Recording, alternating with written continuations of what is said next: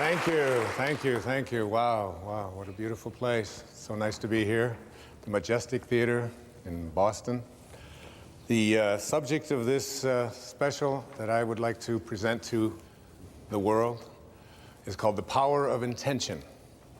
The word intention, usually when we use this word, it has sort of a connotation meaning nobody's going to get in the way. I intend for something to happen. I'm going to make this work no matter what. Regardless of whatever opposition I encounter, I intend to make it happen. It's like being a pit bull who's got a hold of a tire. Have you ever seen that? And they're just not going to let go. I'm going to have this pit bull attitude that I'm going to make something happen. That's what intention is. I'd like to offer here to you something that may change the way you look at things completely in terms of this idea of intention. Rather than thinking of intention as something that you are going to do, because the implication behind that is that this is the ego. This is the ego at work, and the part of me that says, I am going to make it happen. I've come to a place in my life now at the age of 63 where I finally realized that I don't write the books, that there's an energy that is working through me, whether you call it source or God or spirit. It doesn't make any difference what you call it. But this energy that is working builds all the bridges and writes all the books and delivers all the speeches. When I was standing back there waiting for the introduction to come out and to begin this program, the words were running through my mind from something I read years ago in A Course in Miracles. It said, if you knew who walked beside you at all times on this path that you have chosen, you could never experience fear or doubt again. If you had this knowing that there was a source, that there was something that was available to you that is responsible for all of it. And in the writing of The Power of Intention, I remember sitting down to start this book on a specific day, happened to have been Pearl Harbor Day, December the 7th. And I sat down and I put my left hand on the table and I just surrendered and I let go and I allowed the words to flow through my heart and onto the page. And I don't write with a computer. I don't have one. Can't afford it. I have 8 children and they all need one for some reason. And I don't have, all of the fancy kinds of, I don't even have a typewriter. I just allow the words to come through me onto the page. And as I was sitting there and allowing this to happen, I began to realize that there was something greater going on here. And as the days went by and as I wrote each day, getting up early in the morning, and I did this years and years ago when I first started speaking. I used to speak with notes and have everything all very carefully written out and so on. And there came a time when I could no longer do that. I just had to speak from my heart, which is exactly what I'm doing here with you today in this program. And when you surrender to this, when you begin to allow this force in the universe to work through you, you begin to realize that everything that shows up here in this world shows up from a source, from a place, from an energy, from a field, whatever you want to call it, and that we and these sort of piddly little egos of ours that believe that we're so important, and whether I get it done right or whether I don't, or whether I get it done on time, or whether he does it or she does it or whatever, all of these details become almost something that occupy too much of the energy of our lives. And when you learn to surrender and to let go and to realize that intention isn't necessarily something that I do, but something that I connect to. And I'd like to share with you here at the opening a couple of observations, a couple of quotes that I came across as I was preparing to write this book. The first of these quotes is from a person who's been a very powerful and important influence in my life. His name was Carlos Castaneda. And Castaneda, particularly in his later books, in his book The Fire from Within and The Power of Silence and The Active Side of Infinity, he spoke about intention not as something that we do, but as something that we connect to. I included this particular observation of Castaneda's in the writing of The Power of Intention because it was this particular quote that really inspired me to write this book and to produce this program and to be here with you today. And as like everything else in my life, I almost feel as if I'm no longer the one in charge. I don't even know how it was handed to me. Somebody just, and when I read the words, I had them laminated and I wrote them out and I carried them around with me and ultimately knew I was going to write a book about them, about this idea, and I was going to produce a program about it. And here's what the quote says. In the universe, there is an unmeasurable, indescribable force which those who live of the source, in quotes, of the source, and of the source means sorcerer. Now, not sorcerer in the word, when we think of sorcerer, we think of witches and incantations and all kinds of hocus pocus and so on. That's not what the word sorcerer means. It means of the source, those who live of the source. In the universe, there is an unmeasurable and indescribable force which those who live of the source call intention. And that absolutely everything that exists in the entire cosmos is attached to intent by a connecting link. And then he goes on to say, sorcerers are not only concerned with understanding and explaining that connecting link, but they are especially concerned with cleansing it of the numbing effects brought about by all of the concerns of living at ordinary levels of consciousness. Very important and powerful words to consider. Think of it like this, that everything in this universe was intended here, including you, including every mosquito and every palm tree and every avocado and all of the Rocky Mountains and the oceans, that everything that shows up in the material world emanates from a source. And this source can be thought of as that which intends things into the material world. And the question here today isn't whether or not you are going to be connected to it, because you couldn't be listening to this program. You couldn't be processing what I'm saying here if you weren't connected to this field. This field beats your heart. This field of energy grows your fingernails and grows everybody else's fingernails. I used to say it grows your hair, but I've become a little suspicious of that, you know. But it animates all life. Now, this is one observation, that intention is what I'd like you to think of when I think about the power of intention. Intention isn't about whether you're going to connect to it. You're already connected to it. The question is, how rusty, how corroded, how dirty is the link between you and this field of intention? And sorcerers are those who are concerned with cleansing this connecting link so that you become more and more in rapport with, or in harmony with, this field of intention. And the more you're in harmony with this field of intention, the more you are able to do all that this field of intention is able to do. You are able to create miracles. You are able to heal yourself. You are able to attract into your life the abundance that has been missing. You are able to find the right people and have them show up exactly on time, because that's how the universal source from which all things and all people originated, that's how it works. And what we're going to be doing here today in this program is looking at how to get that link back to intention and to not only be connected to it, but to always be ready to keep that connecting link clean, uncorroded. I came across another quote. Now, Castaneda is considered by many to be a metaphysician, if you will, an anthropologist who got into the world of sorcery and higher consciousness through what we call like spiritual literature and so on.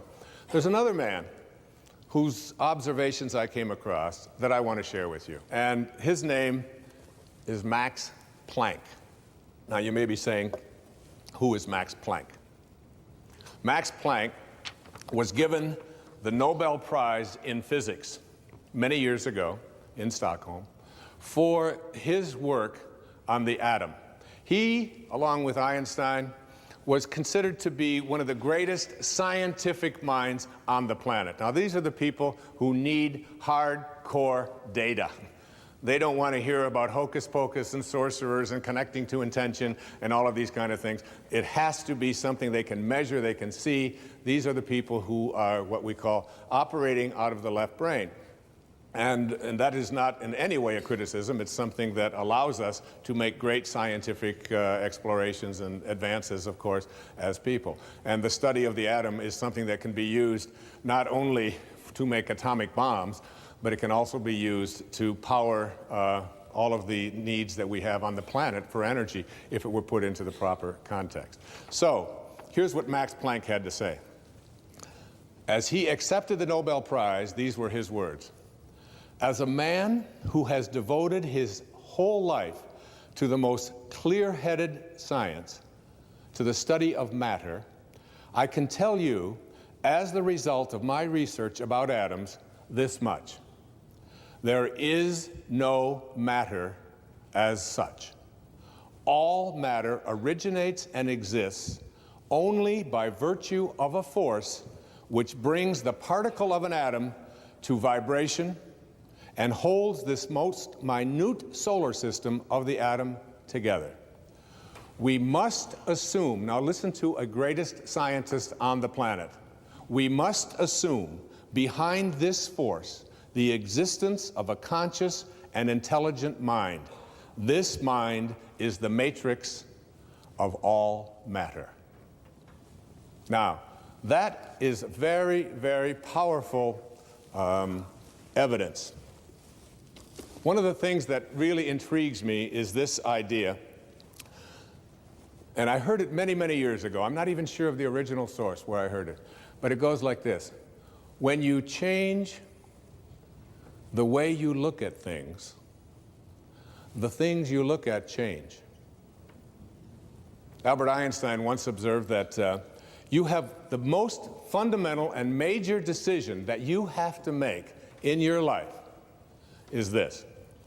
Do I live in a friendly or a hostile universe? Which is it? Is it a universe that is filled with hostility and anger and people wanting to hate each other and people wanting to kill each other? Is that what you see? Because when you see the world that way, that's exactly what you will create for yourself in your life. This is from great scientific minds. And the interesting thing is that this is not just a clever play on words, that when you change the way you look at things, the things you look at change. It's actually a very scientific thing, and I'm going to show you that in just a moment. I'd like you to imagine the following scene. You're in your house. You've got your car keys in your hand. The lights go out. Power failure. You can't see a thing. You stumble around in your living room and you drop your keys. And you look around for a moment and you realize that you're never going to find them in the dark. But you look outside and you notice that the street lights are on. So in your mind, a light bulb goes off. I'm not going to sit around here in the dark and grope around looking for my keys when there's a light on outside. I'm going to go out here under the street light and I'm going to look for my keys. Why are you laughing? This makes a lot of sense. So you're out here and you're groping around and you're looking for your keys and you're looking and your neighbor comes along and says, "What happened, Wayne?" "Well, I dropped my keys." "Oh, well, I'll help you look for them." And the two of us are now down here looking for our keys and looking. Finally, he says to me, "Excuse me, but where did you drop your keys?" "Well, I dropped them in the house." He said, "You mean to tell me that you dropped your keys in the house and you're looking for them out here in the streetlight? Doesn't make any sense." And I said, "Well, it doesn't make any sense to grope around in the dark when there's light out here." Now you laugh and you think how silly that is, but isn't that exactly what we do when we have a problem, a difficulty, a struggle that is located inside and we're looking for the solution outside? someplace outside of ourselves. It would be like going to the doctor and telling him all of your symptoms, and the doctor says, oh boy, you've got a lot of symptoms. And he starts writing out prescriptions. You need a prescription for this symptom, you need a prescription for that symptom, and finally he gets this 4 or 5, and you go to walk out, and you say, well, I'd like my prescriptions. He said, no, I'll give this one to your mother-in-law, and I'll give this one to your neighbor, and I'll give this one to your daughter, and I'll give this one to your father. I mean, you're the one with the struggles and with the difficulties, and expecting somebody else to change or something outside of you to get better in order for you to make your life work at this level that I'm calling intention is something you have to really take a hard look at. It's in here. We have to see, the question isn't whether I'm connected to this field of intention. The question is, how ready am I to keep that connecting link absolutely corrosion-free? I used to ask the question many years ago, from studying philosophy and teaching it for many years, who am I? Who am I? I'm pretty much at peace with that now. I really think that who I am is a piece of the divine source, disguised as an author and a father and a writer and someone who delivers these kinds of talks and so on. It's all a disguise. I remember when someone asked Mother Teresa, what do you do every day in the streets of Calcutta? She had a wonderful, profound answer. She said, every day I see Jesus Christ in all of his distressing disguises. I see the unfolding of Source, the unfolding of God, the unfolding of Spirit in all that I encounter. And I see it in myself as well. And I see that and know that. That's not the question that bugged me the most. The one that puzzled me the most is, where did I come from? Where did I come from? You ever ask yourself that question? I used to ponder that. I could remember I lived in a series of foster homes for a while when I was a young boy, until I was about 9. And I lay out in Mount Clemens, Michigan, I would lay out on the grass, and I would look up, and I'd see these endless stars. There was an apple orchard out there. And I could just lie there on my back, and I'd just look up, and I'd say, where did I come from? Where did I come from? And it's not about reincarnation. I always liked Eleanor Roosevelt's response when they asked her if she believed in reincarnation. She said, I don't think it would be any more bizarre for me to show up in another lifetime than it was for me to show up in this one. Which always kind of made sense to me. You know? It's hard to figure all of this out. But where did I come from? Where did I come from? So you ask yourself this perplexing question, where did I come from? And most of us, when we think about that question, we come up with an answer. And the answer is, as hard as it is for us to even imagine, our parents did it. It's a tough one. But in one blissful moment, one drop of human protoplasm in some mysterious way collided with another, and life began in this microscopic dot. Now, I can remember years ago, we had 4 children in 7 years. And my teenage daughter, Stephanie, at that time, she had to take on a lot of the helping responsibilities around the house when these babies just kept showing up. And we found out that we were going to have another child. Another mysterious thing happened, and another child was on its way. And my wife and I flipped a coin to decide who would tell Stephanie. And I lost. So I cornered her one day when she was in a really good mood. And I said, honey, you're not going to believe this, but we're going to have another baby. Oh, that's great. And her hands went. Instant pose. This is it. This foot here, this one out here. That's terrific. I said, well, it really is.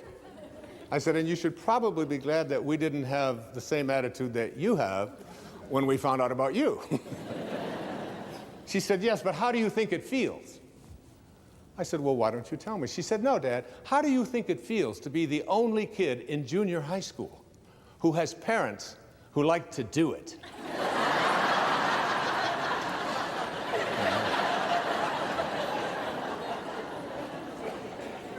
And I said, Steph, I know this is going to be hard for you to accept, but Grandma and Grandpa do it. That is just sick. That's all I do. Off doing, just storming out of there. Huh? So when we think about where we come from, that sort of is the place that we get to in our hearts. But just go back to that moment for a second and understand that, remember what I said earlier, when you change the way you look at things, the things you look at change. Just keep that idea in mind. Because if you go back to the time of your absolute beginning into the material world, you know that there was a microscopic dot. And this microscopic dot included everything that you needed for this physical journey.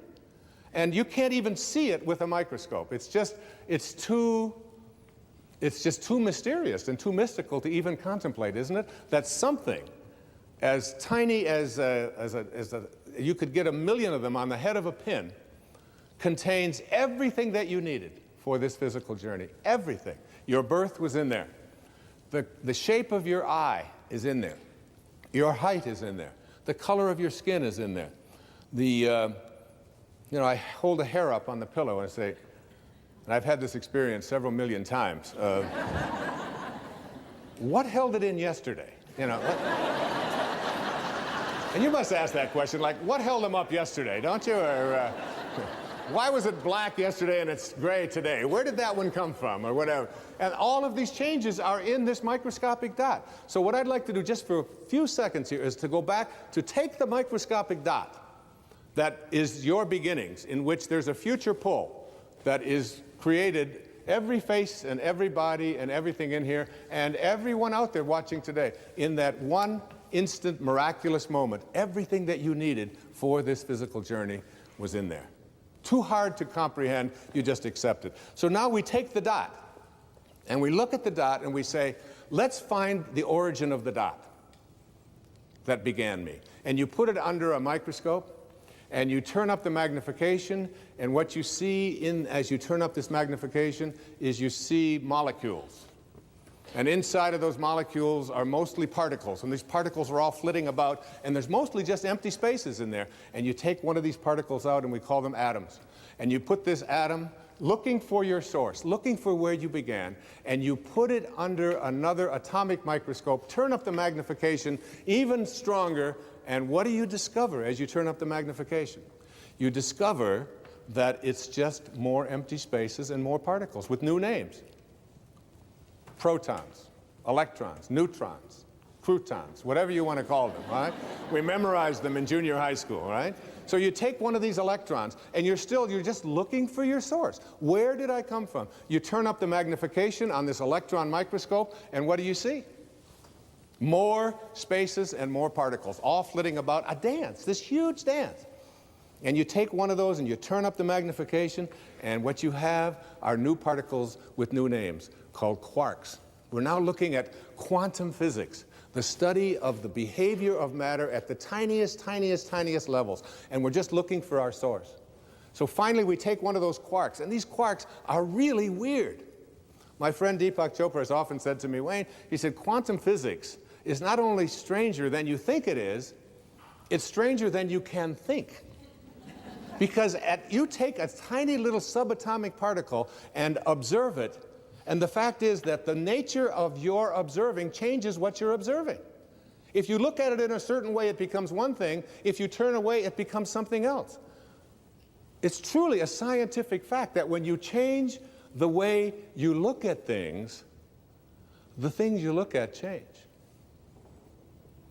And now you take this tiny little subatomic particle, and you take it and you put it in a particle accelerator, and you rev up the speed of these things and collide them at 250,000 miles per hour. You collide them, you open up the particle accelerator looking for your source, and guess what's in there? nothing.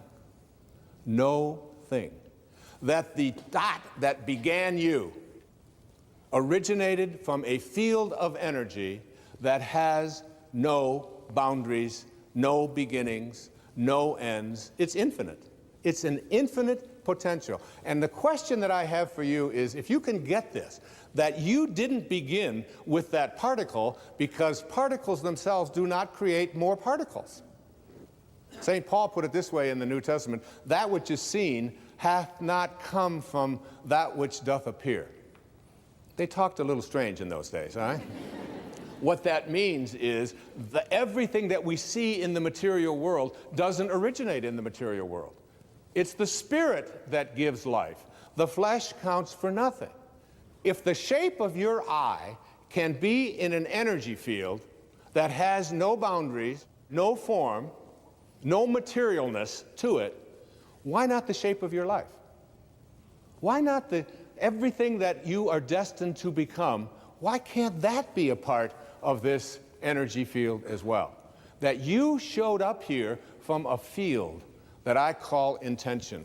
And that beautiful globe that is here to my left, to your right, is what I am going to call, for the rest of this program, I am going to call this the source from which we all originated.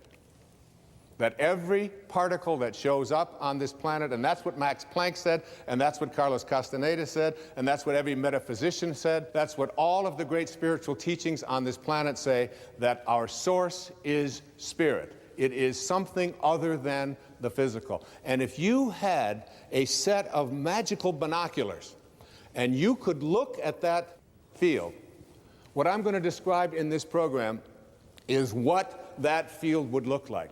And my suggestion to you here is this, that you are going to, if you want to understand intention and the power of intention, it means suspending your ego, the part of you that believes that you are separate from this source, because that's where all of our problems originated, all of our struggles, even our illnesses. This is a source of well-being. Everything that emanates from this source emanates from a field of well-being. It looks like something. It sounds like something. One of the things that it sounds like, I took from one of the great spiritual traditions in the universe. It's from the Bhagavad Gita, what is called the Hindu holy book, the Song of the Lord. But you can look in any spiritual tradition, whether it's Christianity, whether it's Judaism, whether it's Zoroastrianism or whatever, and basically they all say the same thing. If this source that we call God or soul or spirit, if it could speak, this is what it would sound like. And then later on, I'm going to talk to you about what it looks like. What does it look like? I am the source of all material and spiritual worlds. Everything emanates from me. That's what it sounds like. Everything emanates from me. So that means you.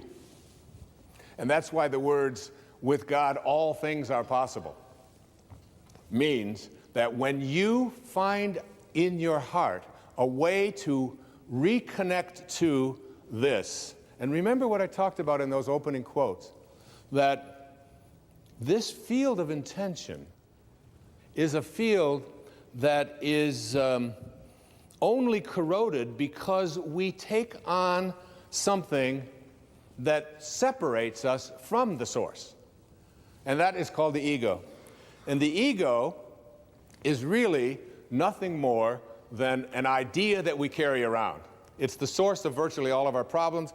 The only difficulty is you can't check into a hospital. Like if you got an appendix problem, you check in, get an appendectomy. There's no place that I know of that gives egoectomies. It would be nice, but it doesn't work that way. So that what you want to do is figure out a way to get rid of this idea that who I am is separate from this. And this is your source. And when you reconnect to your source, live in harmony with your source, you are connecting to the field of intention. And when you're with this field of intention, everything that this field of intention from which all material worlds emanate Everything that it can do, you can do because you are it and it is you. The problems that we have is we've come to a place where we believe that we are separate from it. And so we start to believe that I am what I do, and I am what I have, and I am separate from everybody else, and I am my reputation, and I'm separate from what is missing in my life. But this field from which all things originate, if it's everywhere, it's got to be in you. And if it's everywhere and it has to be in you, it has to also be in everything that you perceive to be missing from your life. It has to be in that too, because there's no place that it's not. And if there's no place that it's not, you literally are already connected to everything that you would like to attract into your life. What keeps you from doing it is your belief that you're separate from your source. We want to reconnect to this source. People ask me the question, what about a free will? If I was intended here, and the shape of my life was intended here from this source, where does that leave me with a free will? Well, where it leaves you with a free will is this. You have a free will to decide whether or not you are going to connect or not connect to that source. That's your free will. If you make a choice, a conscious choice, to stay disconnected from it and believe that you are all of these things that I just illustrated in the ego, this field of intention doesn't know anything about non-well-being. It creates from a source of well-being. It doesn't know anything about fear, about anxiety, about worry. It just is in a constant state of creating. There's a quotation that goes like this: self-realization, which is really reconnecting to your source. Self-realization means that we have been consciously connected with our source of being. We are reconnected to this source, which I'm going to describe in detail in this program, what I believe the faces of intention look like. Once we have made this connection, then absolutely nothing can go wrong. That's from Swami Paramananda. Nothing can go wrong when you reconnect to source. All of our struggles, all of our illnesses, all of the scarcities in our life, all of the problems we have in our relationships, all of this stuff came about because we disconnected ourselves from a field of intention that is nothing but just well-being at work. It only wants you to be in a state of happiness.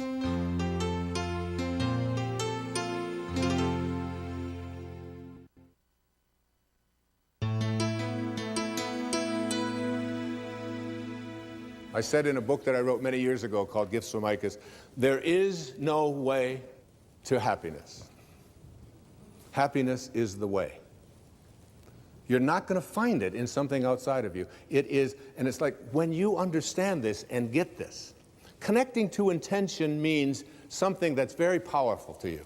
There's an observation that I came across in the writing of The Power of Intention by a man who gave a lecture, I'm not sure the exact year, but it was in the early 1900s.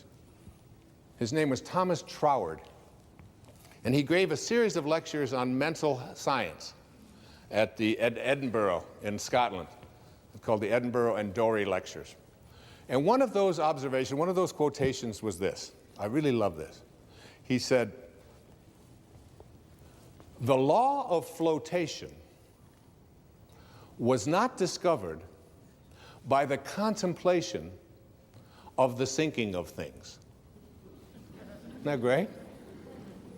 Imagine yourself trying to figure out, what he made an observation that before about the 15th or 16th centuries, all of the ships in the world were made out of wood.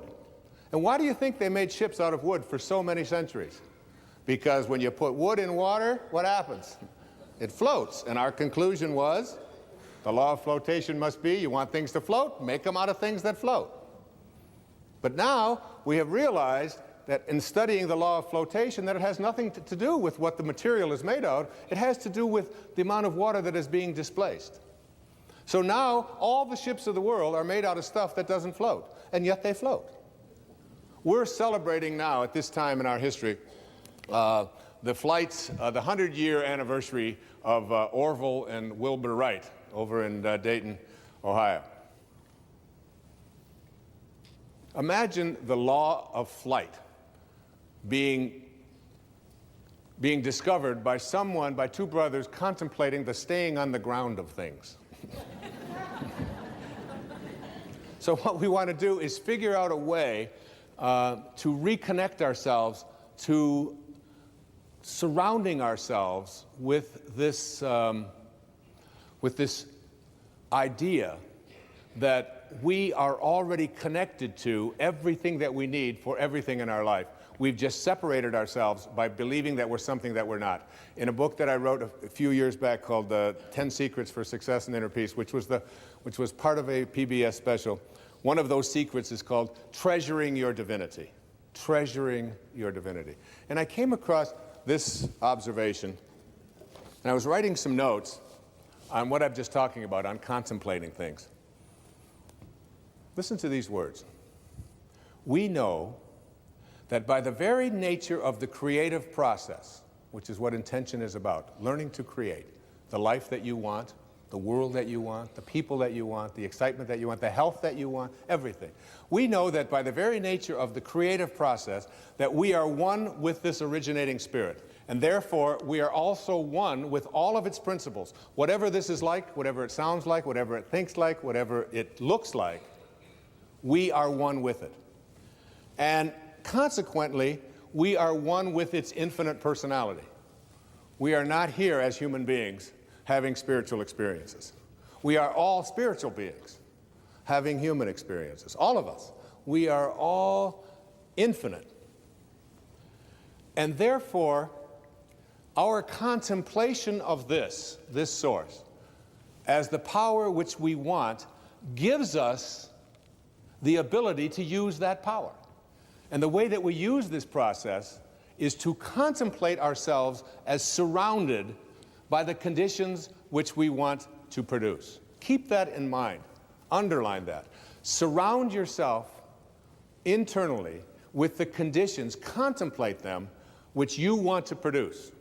What is it you want to produce in your life? What do you intend to create for yourself? It's not your ego that's going to do it. It's your free will to reconnect to this, which is the source of everything. You're going to be, by the end of this program, you're going to be in rapport with, in harmony with this.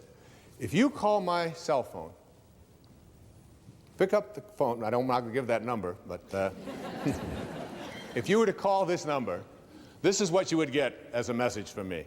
Hi, this is Wayne Dyer that you've reached, and I want to feel good. If your call is designed to do anything other than that, you have reached the wrong number, and I urge you to call Dr. Phil.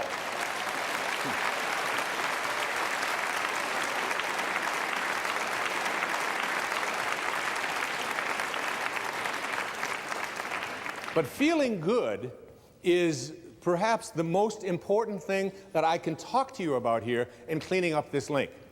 If you open up the Torah, this ancient spiritual text, the Old Testament, and go to the very opening lines, Genesis 1:1, it says, what? In the beginning, God created heaven and earth. Pretty simple. God is infinite. Out of this source came all the material worlds. And then if you read down 31 lines later, it says, and all that God created was good. So good and God are synonymous, aren't they? Good and God, just an O, just one extra O. So that when you say, I want to feel good, as you'll see as this program unfolds, you're really saying, in a way, I want to feel God. I want to feel whatever this beautiful source of all, this divine mind, this source of all things, I want to feel what it feels. Now you might say to yourself, yeah, it's easy to say I want to feel good, but how can I feel good when so much around me is bad? How can I feel good if my sister-in-law has cancer? And how can I feel good if I know that over on the other side of this planet there are people who are starving to death? And how can I feel good if there are people who are poor and I have money, and there are people who are starving? And how can I feel good when my children act in the way that they act? Or how can I feel good? And I suggest to you that when you say, I want to feel good, what you're saying is, I want to feel God. I want to feel this. I want to connect here. And I want to offer this to you as a very important and powerful piece of advice that came to me years ago. You cannot get sick enough to heal one person on this planet. And you cannot get poor enough to make one person wealthy on this planet. And you cannot get confused enough to unconfuse one person on this planet. No amount of your feeling bad, when you say feeling bad, what you do is you lose your connection to source. And when you lose your connection to source, what happens is you create something called resistance. I can't do this. It's not possible. I don't deserve it. It's just not something that I can do. And when you create this kind of resistance, you have emotions. And these emotions become sadness, fear, worry, anxiety. And what I'd like to offer you is a way for you to use these emotions that you are experiencing at any time in your life and use them as a system, as a barometer, as a guidance system to say to yourself, what kinds of thoughts am I having that are keeping me from being in rapport with this field of intention? And at any moment that you're not feeling good, you are attracting exactly the opposite of what it is that you would like to attract into your life. You are using this as a way to keep yourself from feeling God or feeling good. If you are listening to the news, and the news is filled with all of the reasons why you should be depressed, and it's not an accident that then they are sponsored by all of the reasons why you should take these narcotics or these pills or whatever it is in order to get over. So here's some depression, and wait a minute, we'll be right back. Here's a way out of it, okay?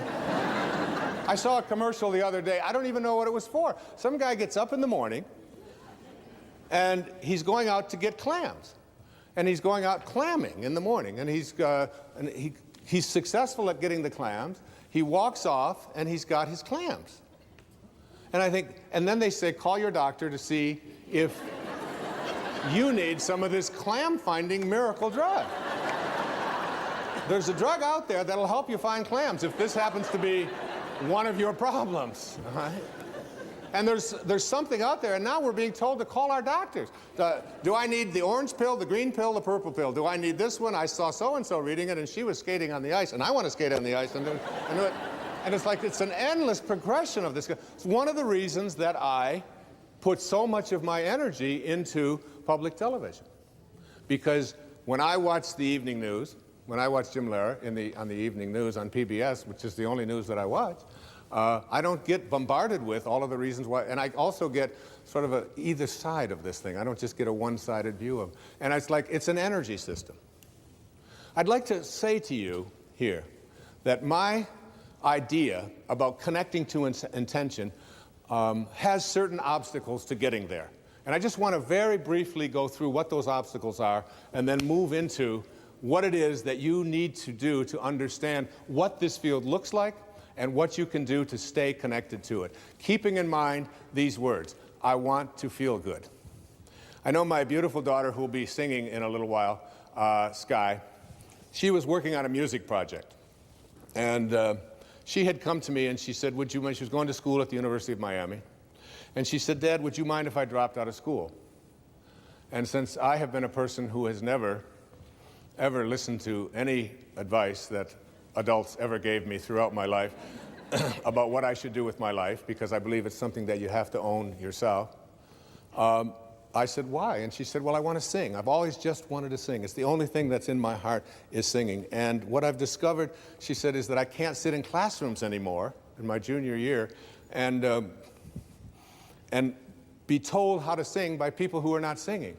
And she said, I also don't want to study theory any longer. I want to sing. I just feel it in my heart. I said, that's great. I said, I'd like to take you with me when I talk all over the country, all over the world. And I'd like you to sing for me because I'm always so proud to have her on stage with me, as you'll see why shortly. And I said to her, I said, honey, but what you got to do is perhaps put together a project, perhaps put together a CD, get some way that you can come out and sing at the talks and include on this some of the music that is relevant to what I speak about. And she said, okay. And I was over on Maui and I was writing. And she called me, she said, Dad, the problem is that the musicians that I need to be able to do this are not available. And you can't get them. And I said, Sky, you've got to contemplate yourself as surrounded by the conditions which you wish to produce. Don't think about the musicians as not being available. Contemplate yourself surrounded by the musicians, and you'll see that when you reconnect to this source will provide. It always does. It's an unfailing system. It's fail-safe. She said, all right, Dad the dork, you know. She called me back the next day. She said, you're not going to believe this, Dad. I did what you said last night, and all the musicians are available. I just can't believe it. She said, they called the ones that I wanted, especially they had a cancellation on something. She said, the only problem is that the studios that I need in order to be able to record it are unavailable. There's no studios available in any place in South Florida, and I want to get this in, and I had given her a deadline of like 4 days to get this done, an entire CD. So she called me back and she said, how do I get a studio? I said, Sky, contemplate yourself as surrounded by the conditions which you wish to produce. The law of flotation was not discovered. All right, I got it with the flotation, okay? She called me back the next morning. She said, Dad, it's a miracle. She said the studios had a cancellation, and the studio that I really need and the musicians, they're all available. I can put the whole thing together. It's so exciting. This stuff really works. I said, of course it does. She said, the only problem is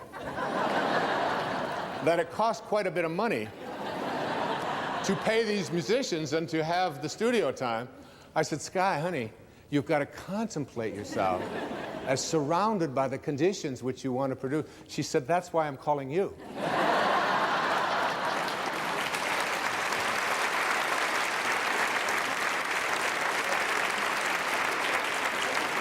And I said, but honey, I want to feel good. She said, maybe you should call Dr. Phil. She said, and this will make you feel good because you will be contemplating yourself as surrounded by a daughter who is so... She used it all right back on me. And she did it, and she got it done, and she was able to produce it. And, you know, it sounds like a silly little example, but it's like the obstacles that we have to creating what we want very often are in the ways that we perceive ourselves as disconnected here. And every thought that you have that says, I can't do it, is resistance to connecting to Source. And every thought that you have that says, it's never worked before, that's resistance to connecting to this Source, to what is being, what I call vibrating to Source energy, getting back to having your desires, what you want to create in vibrational harmony with this highest energy in the universe. The obstacles that we have, most of us are, there's three of them. The major one is the ego, which I talked about earlier. You have to learn to stop being offended. There are people out there who are going through life looking for occasions to be offended, and you very seldom will find yourself disappointed. And if you don't like the way somebody's dressed, that's a way to be offended. If you don't like the language that they use, one of the things I do is I run in hallways when I'm traveling on the road, because I like to do my running every day, but I don't like to, if it's very cold or very hot, I don't like to have to carry a lot. So I just carry a pair of shorts, and I run up and down the hallway like this. I run here, and I run up and down, and I get an hour of running out there in the hallways of hotels. Now, there are people behind the doors very often who don't anticipate a sweaty man running on the hallway. And there are times when the doors will open and I'll be running and I'll hear someone walk by. What is that guy doing? What's wrong with him? Doesn't he know that there's a track? This isn't the place. And he's using my experience out here as a reason to be offended. And he's still on the way down. He's yelling at his wife about the fact that I shouldn't be there. Oftentimes goes home, kicks the cat, whatever it is, because... But one day I was running, and there's a different view of it as well. It's very interesting. Because I was running in the hallway one time, and the door opened, and a woman had to be 92, 93 years old. It was in Little Rock, Arkansas. And she opened up the door, and I was running right past her. She had a little walker. She said, "Young man, I immediately loved this lady. All right? She said, "What the hell are you doing?" I said, "Well, ma'am," I said, and I stopped. I was running in place. I said, "I just like to get my heart rate going up there. It's really good. And I didn't want to go outside because it's very hot out there today." She said, "You got that much energy this time of the morning to be out there running?" I said, "Yes, ma'am." She said, "Why don't you come on into this room with me for a little while?" Now, there's a woman who had a great sense of humor. With the same, she wasn't looking for an occasion to be offended. How many times do you find yourself doing that? Or stopping yourself from feeling superior, or from needing to be right, or from needing to win, or from needing more, or to achieve, or to be concerned with your reputation. All of these have nothing to do with source energy. All of that has to do with this identity that you've taken on that says, I am, all of these accomplishments are what I do. That's one. The second of these obstacles is what I call the energy of your life. Everything in the universe has energy. Everything. That's why I promote a book so powerfully called Power versus Force by David Hawkins, a medical doctor out in Sedona, Arizona, where he talks about the thoughts that we have and how you can use kinesthesiology. You can just use muscle tests to determine whether something works or doesn't work for you, and whether it's strong or not. And every thought that you have, and he has compartmentalized all of these different thoughts. And it's like he even suggested that the music that we listen to has energy in it. The photographs that we have hanging in our home, the prayers that we have, and the television shows that we watch. There is very low energy out there. The average child in America has already seen 12,000 murders, simulated murders, in his living room on cable and commercial television before his 14th birthday. Imagine, imagine. 12,000 simulated murders. You never see that on public television. That's why I'm here doing this for public television. Because it's a place where you are not allowed to send that kind of energy out. So my son, I was over on Maui, and we were there for the summer, and all of a sudden I hear this crazy music playing throughout the whole place. And it's some kind of gangster thing and wanting to kill people and loud swearing and all of this. I said, "Sands, what is this? What are you listening to?" He said, "Dad, it's really cool, man. This is rap. This is really, it's like, 16, I said, "Go get the CD." And this is something that I read in Power versus Force. He said, "What do you mean?" I said, "Go get the CD." Now, he's a big, strong, 16-year-old strapping kid, 6 foot tall, very muscular, a lot of testosterone. And so he brings the CD, and he said, "What do you want me to do with this?" I said, "Well, set it on the table and take that banana." And I had some bananas there. I said, "Take that organic banana, place it next to your heart, put your arm out, and what I'd like you to do is resist me as hard as you can with that banana next to your heart." And he did, and I put 2 fingers on, I couldn't budge his arm. I said, "Now take that CD and put that next to your heart." He took the CD with the energy in it. As hard as this is to imagine for yourself, you can try this in your own work. And he held that next to him, and he became powerless to my 2 fingers pushing down on his arm. The energy weakened him. The energy of the foods that we eat, the shows that we watch, the people that we surround ourselves with. Even most of you know that I'm a camel. And a camel is an animal that starts out every morning on his knees, and he goes to bed every night on his knees. And he can go 24 hours without a drink. And that's something that I do every day.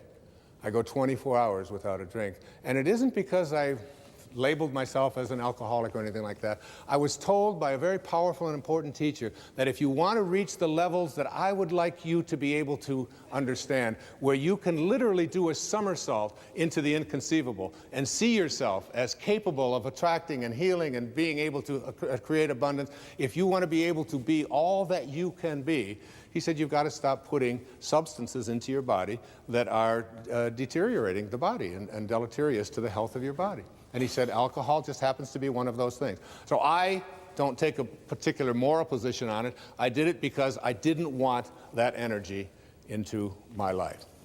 So look at the energy of your life, the places that you accumulate, the friends that you have, the people that find fault with what you're doing. Look at all of the way, even a simple little thing like feng shui, which is a Chinese form of how you arrange the furniture in your, it's so cool, but I've got a lady who works with me over in Maui, and every time I go away, she'll come back and she'll have this thing moved over here and this thing over there, and I'll say, but I like this here, this is where I shave. No, the feng shui of that isn't quite right, and you don't want to have a red next to you. I just listen to her. My place is one of the most pleasant and beautiful places. Of course, having it on the ocean has a lot to do with it as well. But I believe that energy is in everything. Change the energy of your life and reconnect to the energy of spirit. Spiritual energy is healing energy. Spiritual energy, as you'll see, is the energy of abundance.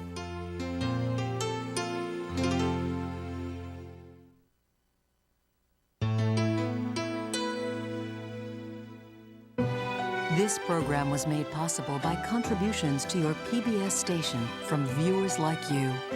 Thank you. So now, the third thing is, as an obstacle, we looked at ego, we've looked at our energy, and also the way that we talk to ourselves. How do you talk to yourself? If you think, here's one of my favorite quotes, the creative source in your life, here it is right here, this creative source. This source reacts to your belief in shortages with a fulfillment of your belief. If you believe there's shortages out there and you can't attract them into your life, now this is a source that is unlimited abundance. It just is a constant state of creating. It's always creating, okay? So it doesn't know anything about shortages. If you come to this source with a belief that there are shortages in terms of your life, it will fulfill your belief. If you believe that you can't be healed, that it's just impossible for you to be healed, if you believe you can't be happy, if you believe that you have to be miserable, if you believe that you can't attract the right person, if you've got something that you want to fund, some project that you want to fund, and you can't get it funded, and you come to this source with a belief in shortages, it will fulfill your belief. It only knows how to be. Remember what I said earlier, you are at one with this, and you are also at one with all of its principles. And you have to contemplate yourself as connected to, in harmony with, in rapport with this. It's like there's a game that's been on television for years. It's called the match game. And this match game is it's a fun little game to watch because you get people who you really think know each other, and they say something and they try to match it up. You want to get into a match game yourself. And the match game you want to be into is one in which you match up with this source. You're going to always try to be matched up with that. What I'm asking you to do in this program, in an understanding intention and the power of intention, I'm asking you to see yourself at every moment of your life when you're having a thought, when things aren't working, when you're not feeling well, when the right people aren't there. You could say something to yourself. I heard people say this, I tell people always, think from the end. Think from the end. So I was talking to a man one day down where I work out in the gym, and I said to him, he's been sick, he's got nose running, he's got, Snoopy's running out of his nose, he's got, it's disgusting. And I said, how long have you been sick, Marty? You will never believe this answer. He said, in 3 weeks, it'll be a month.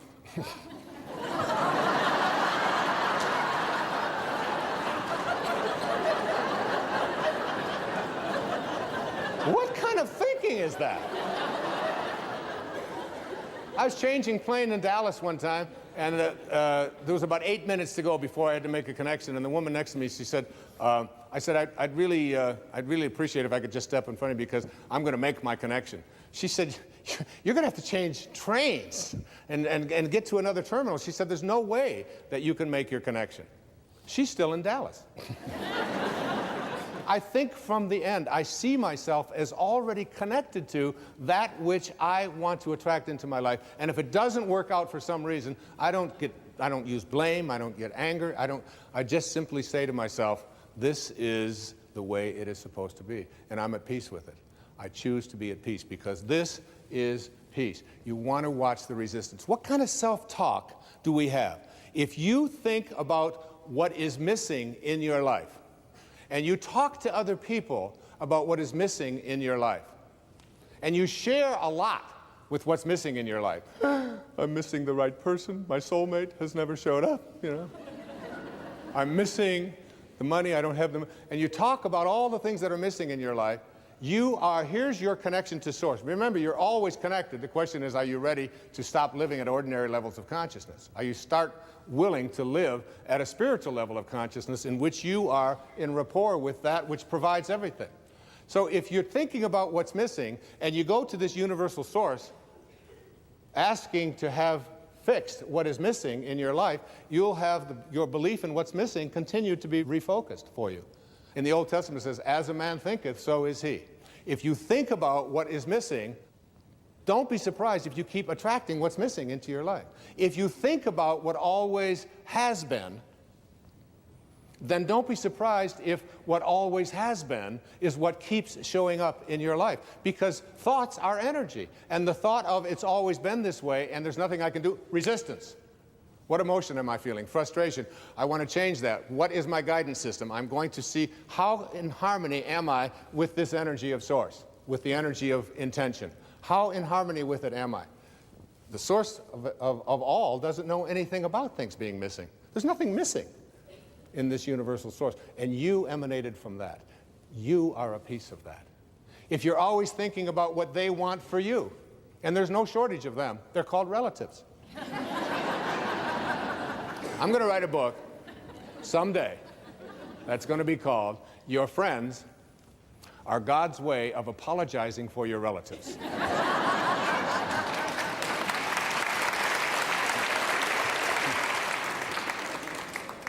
Why? Because, by the way, I gave this same talk to your relatives and they applauded even louder. Okay? Because a friend is someone before whom you can think aloud.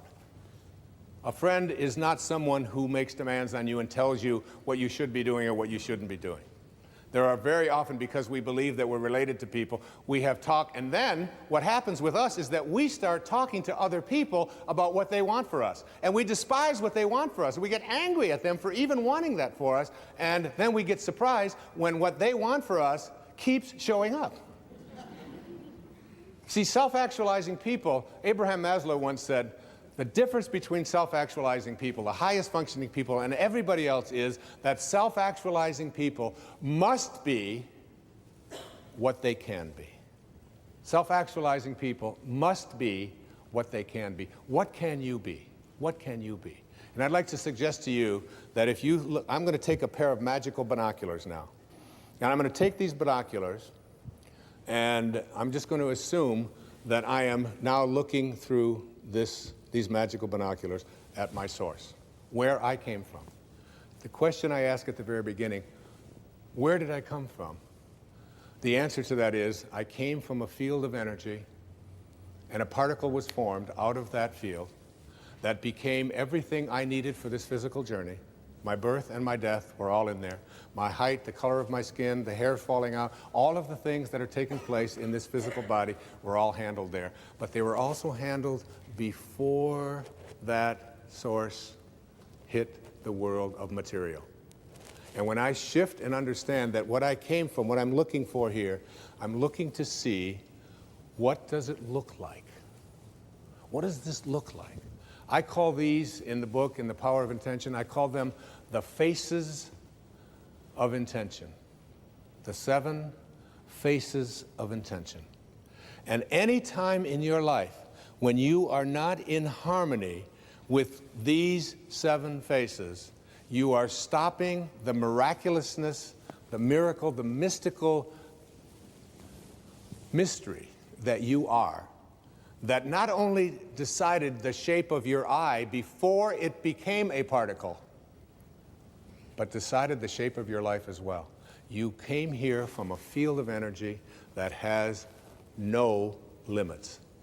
The first of these 7 faces is called the face of creativity or creation. And I suggest to you that there's an intention, and intention is one of the chapters here. It is my intention to live my life on purpose. Here is the source. So beautiful. This is where I emanated from. And this source is always creating. And you, as a being who has emanated from that but has taken on an ego, has what I call summoning power or pulling power. You can pull from this source and be what it is, or you can have resistance to it. How much summoning power do you have? How much of this source are you able to summon? When you are on purpose and creating in your life, one of the great teachers in my life was a man named Patanjali. And he had an observation about being in spirit. The word in spirit creates a word called inspire. And Patanjali put it this way. He said, when you are inspired in spirit, when you are inspired by some great purpose, some extraordinary project, all of your thoughts break their bonds. Your mind transcends limitations. Your consciousness expands in every direction, and you find yourself in a new and a great and a wonderful world. And then he said something so powerful. He said, dormant forces, like forces that you didn't think were accessible to you, dormant forces, faculties, and talents come alive. And you discover yourself to be a greater person by far than you ever dreamed yourself to be. Those words bring tears to my eyes. They're so powerful. When you are inspired, when you are in spirit. When you're in spirit, you are creating. When you are creating, everything is working. My teacher in India one time, Nisargadatta Maharaj, said, when he was asked the question, there's wars going on in Pakistan, there's people having difficulties here, there's people dying, there's starvation. How can you say that I can heal myself, and how can you be at peace when you see all of this going around? And you know what he said to his devotee? He said, in my world, nothing ever goes wrong. What a powerful idea that is. You can't get sick enough to heal those people who are sick around you. You can't get poor enough to take care of the lack of abundance in so many people's life. The only thing you can do to help that, as I'll be talking about a little later, is to connect to this. You know, when I was 19 years old, I joined the Navy right after high school in 1958. And I was going overseas to connect to my ship after having gone to school. And I was standing at the dock boarding a ship called the USS Vega, which is a refrigerator ship, which was taking me across the Pacific Ocean in 29 days to meet the USS Ranger, an aircraft carrier, at that time the largest ship in the world, and I was assigned to it. And it was docked in a place called Yokosuka, Japan. And I took a boat, this refrigerator boat, over to Sasebo in southern Japan, got on a train, 19 years old, and was going to catch my boat 29 days later. 19-year-old kid. And as I got on the boat, never having been on such an adventure before, my Uncle Bill, who was a school teacher in Hayward, California, one of my heroes, one of the reasons why I'm here today is because of my Uncle Bill Volek, he handed me a book.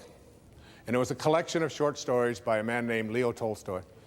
He said to me, as he handed it to me, he said, read The Death of Ivan Ilyich by Leo Tolstoy. And The Death of Ivan Ilyich is a story of a man very quickly who was a judge in Moscow. And he went back and forth every day to work, and he hated his work, and he hated his life, and he hated his wife. And he hated everything about what he was doing, and yet he still pursued it. And he got to the end of his life, and he was lying on his deathbed, and he looked up at his wife, who was holding his hands, and he looked into her eyes. And I was 19 when I read this, and it still gives me goose flesh. He said to her as he died, what if my whole life has been wrong?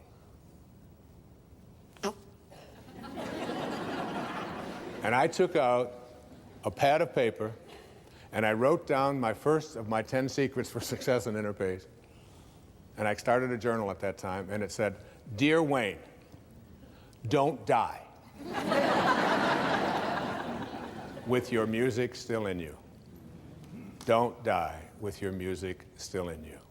I would suggest to you, if you are not creating, and if you wonder what your purpose is, and so many people wonder, what is my purpose? And they talk about, I don't know what my purpose is. You know what that is? Your thoughts about your purpose are your purpose trying to reconnect to you.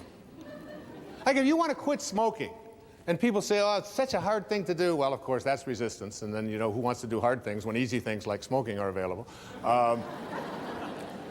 But if you, and people say, well, I've been thinking about it. I said, keep thinking about it.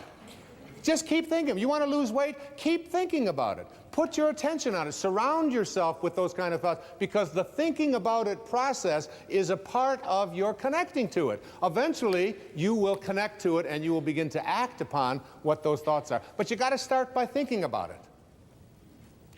And the ultimate purpose you can have in your life, I used to have a jacket that I hung on my closet door.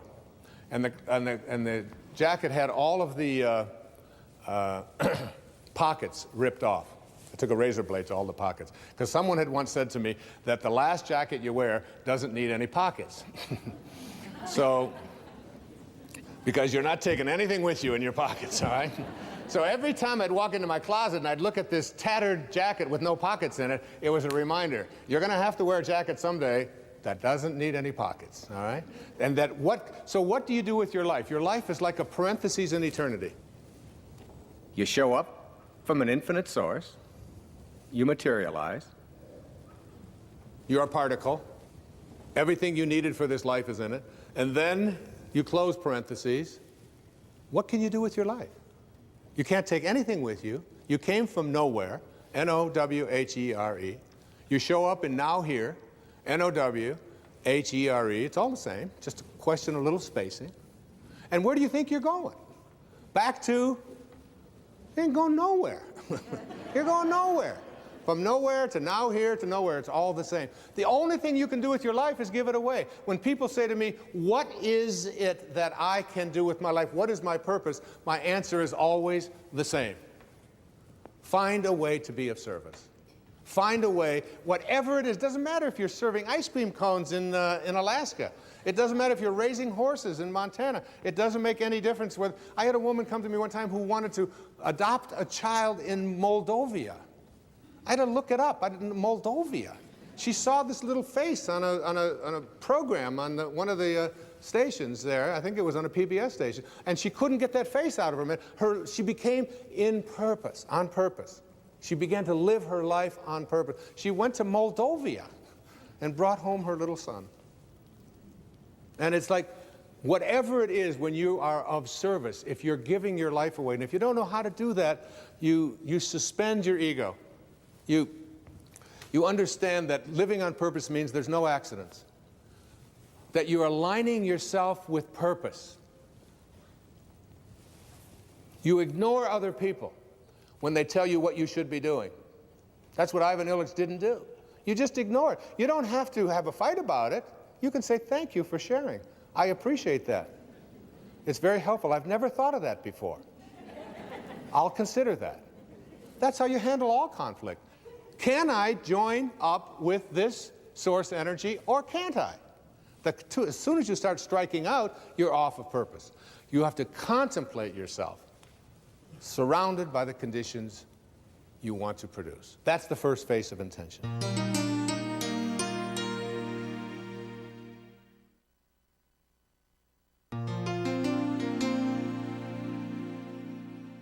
The second face of intention is one of my absolute favorites.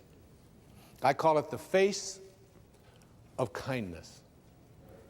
It is my intention to be at peace with everyone in my life, including all of my relatives. That's my intention. I insist that I will be at that place in my life.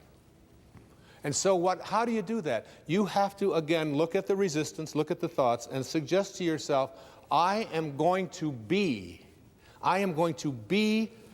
kindness. Yesterday, we went to a movie. I came home from the movie, and there was a man on the street in Boston who was homeless. And he was mentally challenged, obviously. And he had a little cup, and he asked for some change. And I looked at him, and I always send a sort of a silent blessing to these people. And then I was walking, and I kept thinking, you're giving a talk tomorrow about kindness. And I went back, and I had about $4 worth of change in my pocket, and I had to chase him. He went downstairs someplace, and he was dirty, and he was, and he couldn't speak right, and I took this change, and I just took his cup and I put it, and you'd have thought that I had given this man, $1 million. I mean, he followed me. He couldn't stop thanking. Tears were coming down. It's a simple little act of kindness. And I'm not suggesting to every single one of you that everybody who asks you for money, you are obliged to give them money. But can you give them a silent blessing? Can you give them a smile instead of using them as a reason to be upset? And you have to, folks, you got to do this with all of your relatives as well, particularly your own children and your own parents. You got to look at them and see every time that I have a thought that is not one of kindness, what I am doing is I am leaving the source and taking on ego consciousness. Here's a fascinating piece of research. You know what serotonin is? Serotonin is like this neurotransmitter, this enzyme in the body, in the brain. And the more of it that you have, the better you feel. It's the well-being feeling. And this well-being feeling is something that antidepressants are designed to stimulate. So that when you take these names that have become common out there, we associate this with, they are designed to stimulate the production of serotonin. Serotonin is very difficult to measure. It's done through the metabolites in the urine, but they're getting better at measuring it. Here's a fascinating study that was just completed. That any person who is the recipient of an act of kindness has their serotonin levels increased just because they received an act of kindness. And their immune system is strengthened because they received this dose of kindness. That's the recipient. And secondly, any person who is the giver, the provider of an act of kindness, anything you ever do which is providing an act of kindness, and here's a universal source that can't be anything other than what it is. It can't be something foreign to itself. So it's always creating, it is always creating what it creates, treating it with kindness. This source can create worlds. It creates planets and systems. And whether you look through the microscope or whether you look through the telescope, it's impossible to say which has the grander view. It's impossible to say because they all lead to infinity. And this is the source that creates worlds. It creates you. Why would it create? It can create anything. Why would it create stuff that it's not kindly toward? Like avocados? No thanks. I don't want an avocado. Why would it do that? It doesn't have to. It can create anything, this source, from which all emanates. If you are the provider of an act of kindness towards anyone, but particularly towards the people that you're close to in your life, and particularly towards strangers with just a smile or an act of kindness, or, I can afford a quarter, I can afford $1, I'm going to go back. And just, and not making a big deal about it, the serotonin levels in you are increased to the same degree that they are in the receiver. And so is your immune system strengthened. You want to strengthen your immune system? Be kind. But even more dramatic than that, I get excited about this. Because this is what blows me away about it, is that the observer of an act of kindness, has their serotonin levels and their immune system strengthened just because they're in the energy field of someone who is displaying kindness. When you see someone being kind to another person, it's like a dose of an antidepressant. It's like a serotonin rush. Very often in my talks, and I'll ask, who is the person out there in the audience who had someone buy your ticket because you couldn't afford it? And you couldn't afford to come here, and they paid your way to get here. And they just wanted you to be here because they felt it was so important that you be there. And someone will always raise their hand, I'll bring them up, and I'll say, so what did they spend? And they'll say, $100. They gave me $100, and they couldn't even afford it themselves. And I'll reach in my pocket, and I'll hand her the $100, and I'll say, could I extend to you this kindness back so that you can repay that person? And everyone, you can see teeth that you couldn't see for the previous hour. Everybody is smiling and laughing and happy and excited, and it cost me $100. You know how much antidepressant you'd have to take? That's $10,000 worth of pills, and you got to call your doctor. Do I need the purple one? I want to get some clams. I don't know if I'm going to get every act of kindness. Let me share with you a story. It's a story that I included in The Power of Intention. It's a story that I want to share here with you today. It is one of the most beautiful, and it's a true story as well. It goes like this. I call it the Shia story. In Brooklyn, New York, this is titled, Where is God's Perfection? In Brooklyn, New York, CHUSH, C-H-U-S-H, CHUSH is a school that caters to learning disabled children. Some children remain in CHUSH for their entire school career, while others can be mainstreamed into conventional schools. At a CHUSH fundraising event, a dinner, the father of a CHUSH child delivered a speech that would never be forgotten by all who attended. After extolling the school and its dedicated staff, he cried out, "Where is the perfection in my son Shia? Everything God does is done with perfection, but my child cannot remember facts and figures as other children do. Where is God's perfection here?"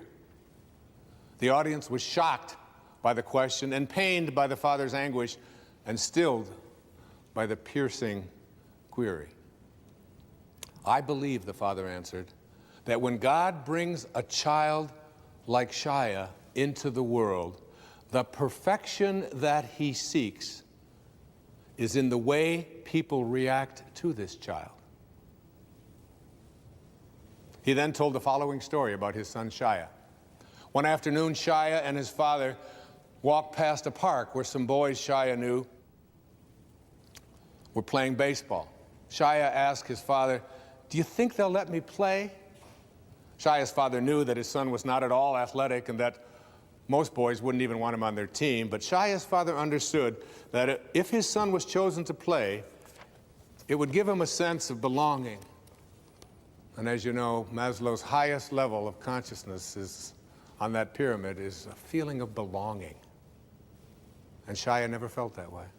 Shia's father approached one of the boys on the field and asked if Shia could play. The boy looked around for some guidance from his teammates, and getting none, he took matters into his own hands. And he said, "Well, we're losing by 6 runs, and the game is in the 8th inning. I guess he can be on our team, and we'll try to put him up to bat in the 9th inning." Shia's father was ecstatic as Shia smiled broadly. Shia was told to put on a glove and go out to play in center field. In the bottom of the 8th inning, Shia's team scored a few runs, but they were still behind by 3. In the bottom of the 9th inning, Shia's team scored again, and now with 2 outs and the bases loaded, Shia was scheduled to be up with the potential winning run on base. Would the team actually let Shia bat at this juncture of the game and give away their chance to win? Surprisingly, Shia was given the bat. Everyone knew that it was all but impossible because Shia didn't even know how to hold a bat, let alone hit with it. However, as Shia stepped up to the plate, the pitcher moved in a few steps so he could lob the ball in softly so that Shia would at least be able to make contact with the ball. The first pitch came in, Shia swung clumsily, and he missed.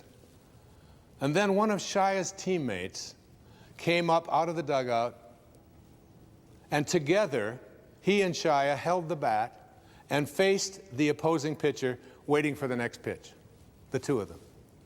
The pitcher again took in a few more steps toward Shia so he could toss the ball even more softly. And as the pitch came in, Shia and his teammate together swung the bat, and together they hit a slow ground ball to the pitcher. The pitcher picked up the soft grounder and could easily have thrown the ball to the first baseman. Shia would have been out, and that would have ended the game. But instead, the pitcher took the ball and threw it on a high arc to right field, far beyond the reach of the first baseman. Everyone started yelling, "Shia, Shia, run to first, run to first."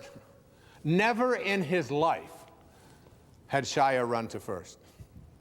He scampered down the baseline, wide-eyed and startled. By the time he reached first base, the right fielder had the ball, and he could have thrown the ball to the second baseman, who would tag out Shia, who was still running. But the right fielder understood what the pitcher's intentions were. So he threw the ball high and far over the third baseman's head. Everyone yelled, "Run to second, Shia, run to second." Shia ran toward second base as the runners ahead of him deliriously circled the bases toward home. As Shia reached second base, the opposing shortstop ran up to him, turned him in the direction of third base, and shouted, "Run to third, Shia, run to third." As Shia rounded third, the boys from both teams ran behind him screaming, "Shia, Shia, run home, run home." Shia ran home, stepped on home plate, and all 18 boys lifted him on their shoulders and made him the hero as he had just hit a grand slam and won the game for his team. That day, said his father, now with soft tears rolling down his face, those 18 boys reached their level of God's perfection. Is that a beautiful story? It always touches me.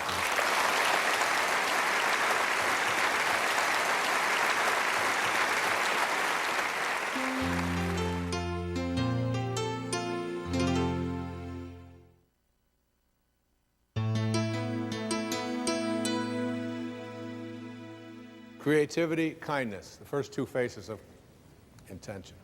The third face of intention is called simply love. My friend Leo Buscaglia, you remember Leo? Leo, who wrote a book about love and who did many things for public television. 2 days before he died, he wrote me a beautiful letter, and he said, "Wayne, just keep doing what you're doing. You're on the right path."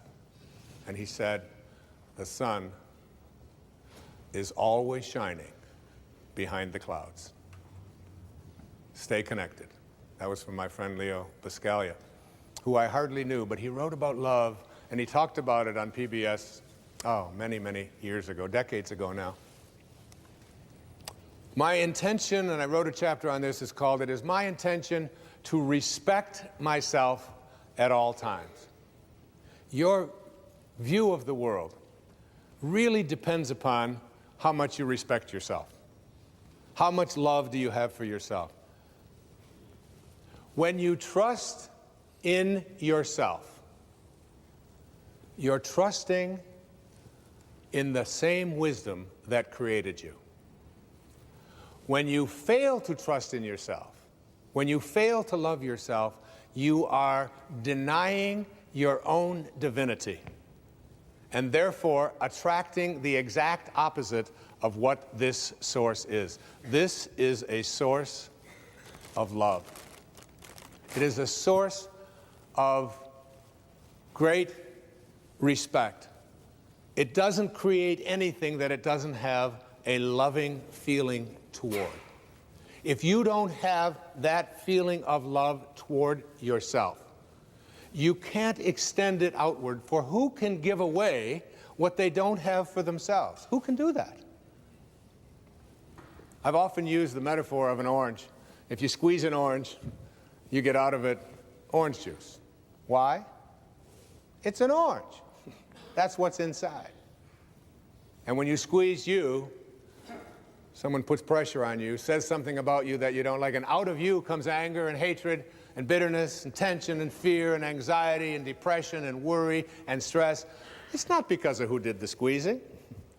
It's not because of the instrument they used or the timing. It has nothing to do with that. It has to do with what's inside. If you don't have love for yourself, you're not trusting in the wisdom that created you. And the idea of being able to respect yourself at all times. How do you go about doing this? You spend your life in a state of cooperation rather than competition. You see yourself as someone who is love in action. It's one of the things that I have written on my return address when I write someone back. It says that it'll have my name and then the address, and above my name it says love in action. That's what you have to be, love in action. You suggest to yourself and you say these words to yourself: I am whole, I am perfect as I was created. I am whole and I am perfect as I was created. And I came from a source that not only determined the shape of my eye and the shape of my body and the color of my skin and my height, but I came from a source that had a great idea about who I should be as well. And you sense that. And that cannot be fulfilled, it cannot be actualized, it cannot be created if you are not in a state of love. Now, when are you not in a state of love? Whenever you judge another human being, you do not define them with your judgment. You define yourself as someone who needs to judge. If I call you stupid, that does not make you stupid. That makes me a person who has to put labels on other people. And as Søren Kierkegaard, the great Danish theologian, once said, once you label me, you negate me. Match game. Are my thoughts in harmony with that source from which I emanated? Because, folks, when they are, the right people will show up, and the right events will transpire. And everything that you need in what Carl Jung called synchronicity, that there is almost like what happens when you are in a state of love and not having resistance to that, there is like a collaboration with fate. So judging anybody else just says, I need to judge. It doesn't make them what they are. And all I can say to you, each and every one of you, about love and loving yourself is this: that true nobility is not about being better than anyone else. It's about being better than you used to be. It's about being better than you used to be. All I can say to you up here as I speak to you now at this age, that I'm not better than one person out there watching or one person here in this beautiful theater. But I know for certain that I'm better than I used to be in almost every, not in almost, in every single way that that can be measured. I know that. I know that as a human being, as a writer, as a father, as a grandfather, as whatever it is that I am in my life, I am better than I used to be. Be love. The fourth face of intention is the face of beauty. Here we have a source. Here we have a source that is ultimate truth. It is the source from which you emanated. It's invisible. It's formless. Particles themselves do not create more particles. You need this to create a particle. And here is one of the most beautiful quotes about beauty, written by one of the people who probably knows as much about beauty as anybody. His name was Michelangelo. I don't know if you've ever been to Florence and you've seen David. I mean, just to stand in the same room. I went there to just look at David. I had no idea that David was 18 feet tall. And that I stood there not for 20 minutes. My whole family went traveling all over Florence. I said, come back. I can't leave. I was mesmerized by the beauty.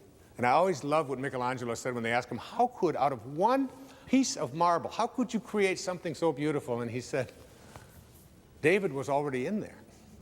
I just chipped away the excess. David is in you. Beauty is in you. And here's what he said about beauty. He said, every beauty which is seen here below, down here below, by persons of perception resembles more than anything else that celestial source from which we all come. Isn't that great?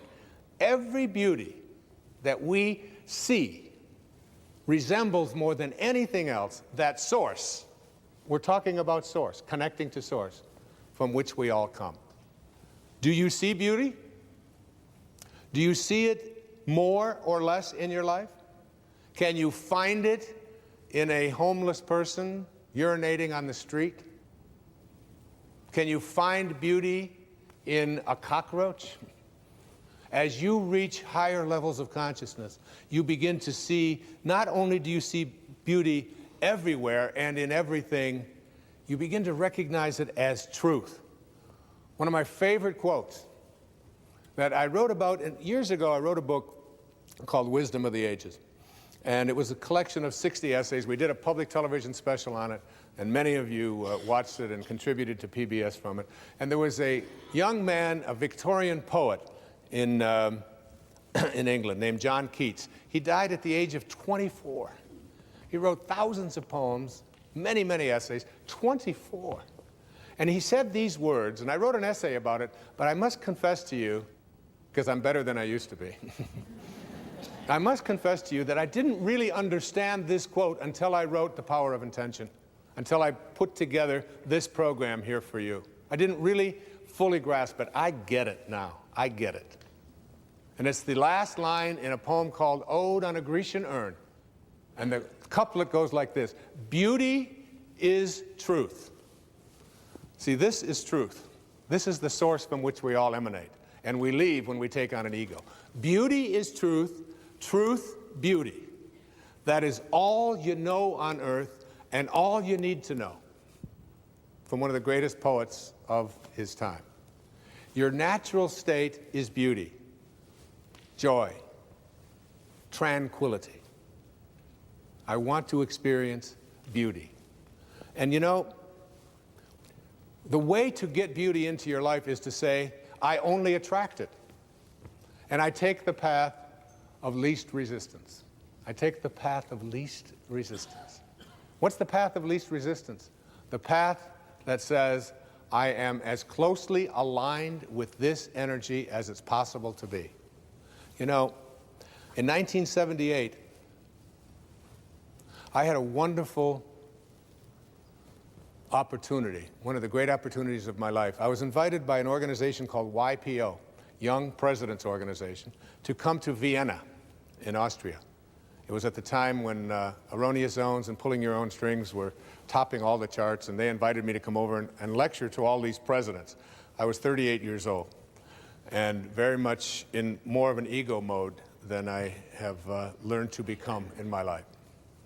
But I was honored to go over there, and I had read a book when I was in college, and I was teaching at a university, and I taught this book. It's called Man's Search for Meaning. And it was written by a man who was a survivor of the Holocaust. His name was Viktor Frankl. And Viktor Frankl decided that he had to survive the Holocaust because he had to tell the story. That was his purpose. We got to Vienna, and I found out that little Wayne Dyer, this little kid who lived in foster homes and worked for everything he ever had in his life, was on the same panel with Viktor Frankl. Man's Search for Meaning. I just sat there in awe. I remember what Rumi once said. He said, sell your cleverness and purchase bewilderment. Just be in a state of bewilderment. And I was just totally in awe to be sitting in the same room, let alone on the same panel, let alone discussing in front of these presidents with this man who had everything taken away from him. He was a psychiatrist who was taken off to the concentration camps in Nazi Germany. And he described how he survived. The Nazis gave him a bowl of soup, which was just hot water with even sometimes bugs floating around in it. and there was a dead fish head for flavor in the soup. That was his meal for the day. And he described the beauty, not the anger, because the anger, and he learned very early that anger and resentment and hatred are low energies that always weaken you. He learned to find beauty in a floating fish head. You've got to be able to find it everywhere. Beauty is truth. Truth, beauty. They are one. Find it in as many places as you can.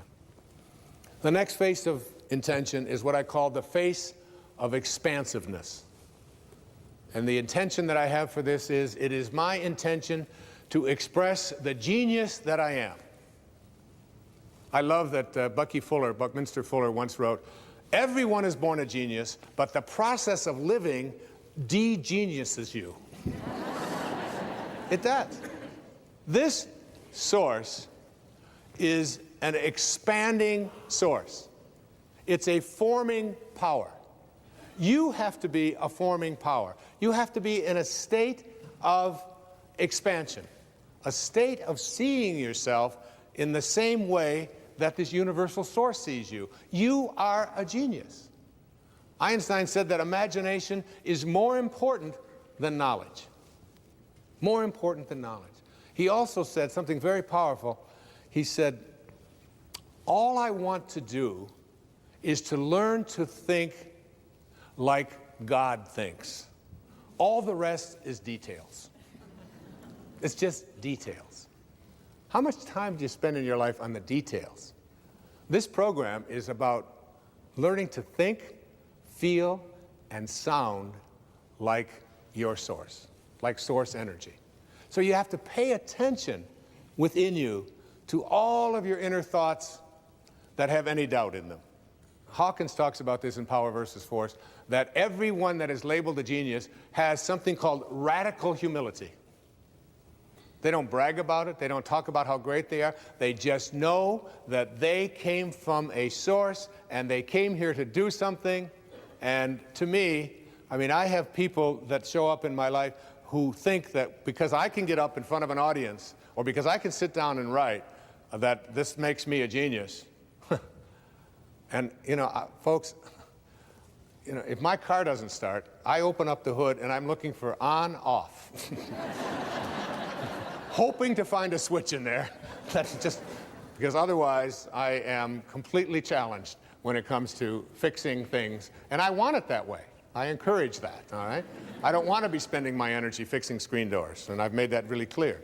So I just manifest screen door repairers in my life. The way that you stay with this field of expansion is that you align with the spiritual energy that is really the genius from which you originated. You are a genius. One of the most important things that you can do is look for the genius in others.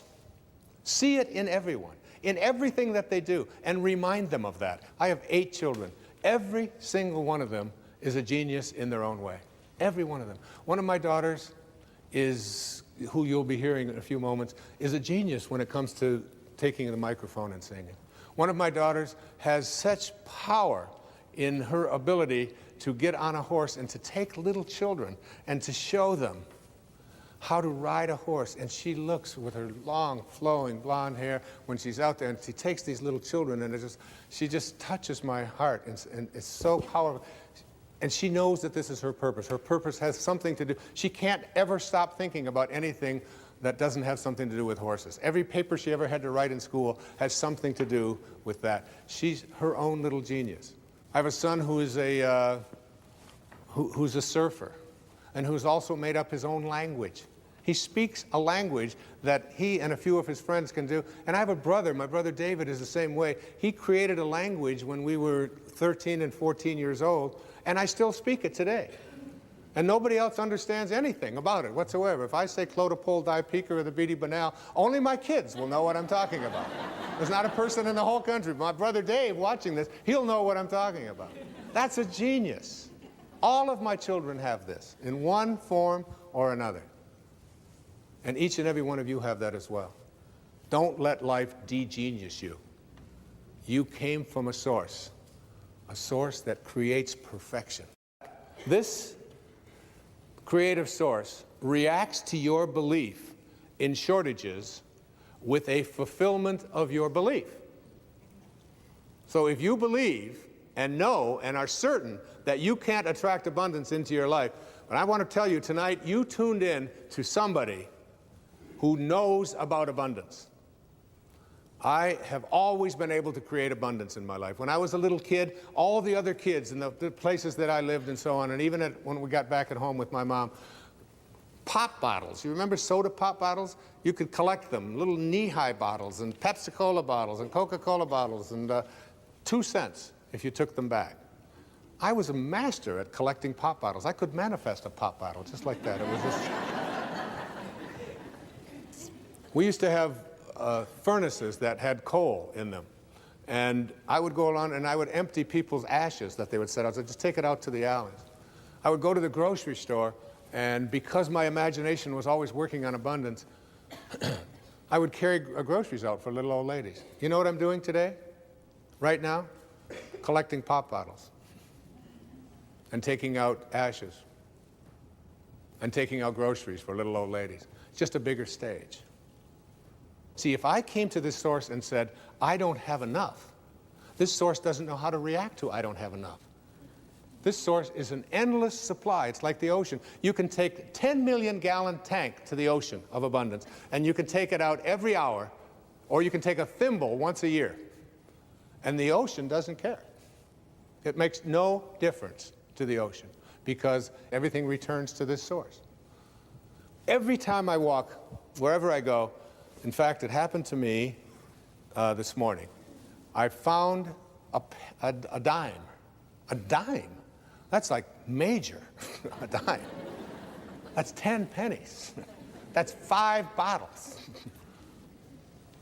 And whenever I bend over, and I notice that it gets a little further away, I bend over and I pick up this coin, and I always say, thank you, God, for this symbol of abundance that always flows into my life. Never once have I ever said, how come only a dime? I need $1,000. Why are you only giving me a dime? It reminds me of a wonderful story of a grandmother who was living in that consciousness, and she was walking along the beach, and she had her little grandson with her, and all of a sudden this huge wave came right out of the ocean, gobbled up, took the son, and he was gone, just disappeared. She got down on her knees, she prayed, oh my God, please send my grandson back. How could this be? This is the worst moment of my life. Please send my grandson back. And all of a sudden another wave came along, and plop, there was her grandson right there next to her feet. And she looked up and she said, he was wearing a hat.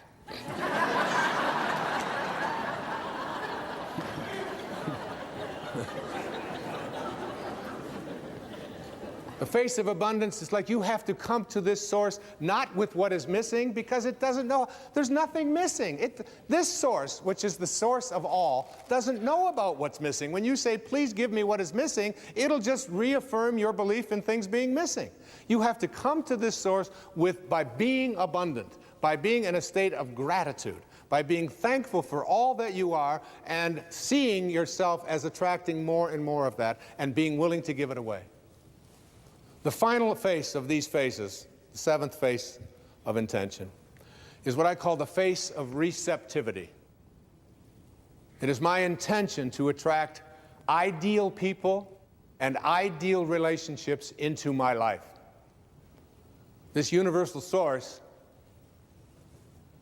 is what I call an equal opportunity provider.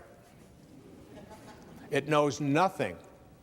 It knows nothing about not being receptive. It doesn't show up in you and not in you. It isn't anything that would judge one as better than the other. Are you receptive? Are you receptive to everyone? And you know, this works so well. My secretary and I, Maya, who's sitting up here in the box, who's been with me for 25 years. I can't shake her. As much magic as I try, she just keeps showing up. I couldn't do it without her. And we were leaving for a talk in Chicago, I believe it was, from Florida. And we had 7 boxes of books to take with us on the plane. This was in the days when you could take what you wanted on a plane. And we were scheduled out on one airline that I was a platinum something or other on. And we found out that the flight was canceled. And they had already checked the boxes in. And then well, they sent us to another airline at the other end of the terminal. So we wheel up there, we go up there with the 7 boxes, and she's up there, and this woman's got a scowl on her face at this new airline. And almost as if she was saying, you won't be getting these boxes on this plane. And she was determined that that was not receptive to this idea whatsoever. Now, my way I handle these kinds of things in my life is by every time, if I meet a surly waitress or a surly waiter, or if I meet someone who, when I'm checking into a hotel, is giving me a hard time, to me, this is just a wonderful opportunity to practice the power of intention. Can I be receptive to this person and have them eating out of my hand in no time at all? And it isn't by being phony or artificial. It's by trusting that if I'm receptive to this person, if I'm sending love to this person, if I'm sending kindness, if I am being what my source is, if I am in harmony, in rapport with source energy, then I can create an ally. So my secretary was about to, and I just said, Maya, don't say a word. And I went up to the woman and I just started talking to her, and because I knew, I could just tell by her body language that she was about to tell me, you're only going to be able to take 2 boxes with you for each person, and you're going to have to leave 3 here. But that just wasn't on my agenda whatsoever. And I reached into my briefcase and I took out a book and I signed it. I said, I'd really like you to have this. I appreciate you putting us on your flight. And I started talking to her in this really kind of way. And I said, it's just, we just missed this other flight. I've got to give a talk up here in Chicago. And I extended as much kindness as I possibly could. I was totally receptive and open to her. And by the time this encounter ended, she was asking, don't you have any more boxes? Isn't there something else that you'd like to ship? Do you want to ship one of your kids? We can. And upgraded us to first class, gave us everything that we could possibly have wanted, and it was all because of being receptive to her, having this space of receptivity. When you have receptivity, when you are practicing infinite patience, when you are being the kind of person you wish to attract, you have to want it more for others than you do for yourself. You have to see yourself already as connected to the right person. See yourself from the end. And see yourself as having all of the right people showing up.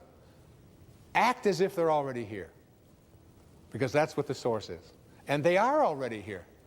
I'm telling you, when I'm writing and I'm in the space that I'm defining here right now and speaking about right here, when I'm in this space, I want to tell you, ladies and gentlemen, that everybody shows up that I need.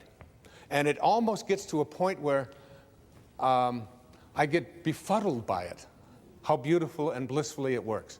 I'm even befuddled by you all showing up. We just put a little notice out there and said, come to Boston. Please come to Boston. Isn't that a song? And you all did. Thousands of you. Look at you, all over the place. This beautiful place and these lobbies and going all the way up into, there's people up there. You're 1,000 miles away. You're all here. And when I'm writing, my eyes will glance on a book that's been on the bookshelf for 20 years and I haven't looked at, and I'll walk past it and it'll fall. What is that? And I'll pick it up, and it's exactly what I needed. The phone will ring, and the exact right person will show up. When you're in this place of being receptive, kind, loving, beauty, abundance, when you're in this place, the universe conspires with you to create the right people, the right things. It all shows up. It's not your ego. I don't do it. It's called surrender. It's called, in the recovery movement, we call this letting go and letting God. Just letting go. You have a senior partner, if you knew, who walked beside you at all times on this path that you've chosen. You could never have another doubt that this would work. And I'm telling you, you tuned in today on this PBS show to listen to somebody who has believed. Not only do I believe in this and write about it, speak about it, I live it every day of my life. It always works. When I sat down to write this book, The Power of Intention, I had no idea what chapter 2 was going to be when I wrote chapter 1. I only had the quotes that I gave at the beginning of the show from Max Planck and Carlos Castaneda. That's all I had. Chapter 2 unfolded chapter 3, and then one day, the exact second half of the entire book, all of these intentions, it all just flowed, as did this show. It all works in perfect harmony. Back in the 13th century, there was a man who, his name was Francesco. And we named the city of San Francisco for this little monk. He gave up all of his worldly possessions. And he provided us with a message. Remember earlier I said Einstein's observation that all of us, everybody else is concerned with details. All I want to do is learn to think like God. Do you see what he meant now? Can you see that? He wants to think and sound and feel like his source. Well, Francesco, who later became known as St. Francis of Assisi, a place where I've visited many times and feel a very deep and powerful connection. In fact, there was a powerful statue of Francesco next to me during the entire writing of The Power of Intention, and it was carved for me by the ancestors who lived in Assisi right there for me one day. I watched them do the carving for me and feel his presence. I'm telling you, I feel him right now, right here on this stage. And I asked Skyzy, who I talked to you about earlier, if she would just come out, and what she is going to sing to you a cappella is the words of this little man who are, as you listen to the words, I'd like you to remember it is your way of connecting to intention. You can connect with these messages. My beautiful daughter, who I'm honored to have here on the stage with me, come out here, sweetheart. Her name is Sky Dyer. Look at this. You stand. You're so beautiful. Words to that I'd like you to play over and over again. The words to that are very powerful words. Make me a channel of your peace. Where there is hatred, let me bring love. Where there is injury, pardon. Where there is doubt, faith. Where there is despair, hope. Where there is sadness, joy. It's not a prayer. It's not a religious statement. It is a beautiful technology for teaching us to bring the presence of higher, spiritual, divine, organizing intelligence to the presence of every energy that is not of this source. Every energy of hatred, anger, fear, worry. And we need it in the world more than we've ever needed it before. I'd like to suggest to you that when you learn to connect to intention, as I've been discussing here in this program, that something will happen as you go out into the world. You will find that your presence will do things to other people, even without you being aware of it. When you are at this level, one of the things that happens is you begin to instill calmness. We convince others by our presence, said Walt Whitman. People will feel calmer when they're around you. You ever be in a group of people where you instantly know that when you're around them, it just feels good. You feel better about yourself just for having been in the room with them? That's what will happen. And there's also people who, when you're in the room with them, you want to run away because they bring very low energy. And people say to me, you know, other people are always bringing me down. I'm working with, if you knew what my family was like, if you lived with the people I live with, you wouldn't be saying these kind of things. And I say, low energy people can never bring you down. You have low energy because you hate people for hating you. You get angry at people for being angry at you. You judge people for judging you. You join others in their low energy. What did Sky just say? Make me a channel of your peace. Don't send me peace. Francesco didn't say, I need some peace. I'm short of peace. But this is only peace. It can only provide. Make me a channel of this. Allow me to be this. Your presence, when you connect to intention, to the field of intention, as I've been describing it here today, your presence makes other people feel energized. They want to do more. They want to write. They want to create their music. They want to make Mr. Holland's Opus. It's like, who doesn't love that movie? And it isn't because it was such a great movie, which I think it happens to be, but it was because everybody, every one of us has that in Rocky. How many people saw Rocky? Remember Rocky by Sylvester Stallone? And you walk out of there, and you might despise boxing, but you go, there's a Rocky in me. We all feel, you walk out of there, you just feel like, it's like your presence makes others feel connected and uplifted. Your presence makes others people feel purposeful. It inspires them to greatness. And there's also an impact that you have on the consciousness of all of humanity. In Power versus Force, again, Hawkins speaks about what happens to us. What happens to us when here we have in this room probably 1,000 or more people in this beautiful, majestic theater in Boston. Just by your being here, just by watching this program, and taking on some of these ideas, you change the energy of the entire planet. Everything is connected to everything else. The Native Americans used to say, no tree has branches so foolish as to fight among themselves. We're all branches on a tree called humanity. What I'd like to do is just do a quick summary now of what I call the Dyer dozen. And this is the 12 points that I have been speaking about and talking about here in this entire program. There are 12 of them. I'm just going to spend a moment or two on each of them. If you want to jot these down while you're watching, I would encourage you to keep track of these 12 ideas, the Dyer dozen, for connecting to intention. 1, want more for others than you want for yourself. Want more for others.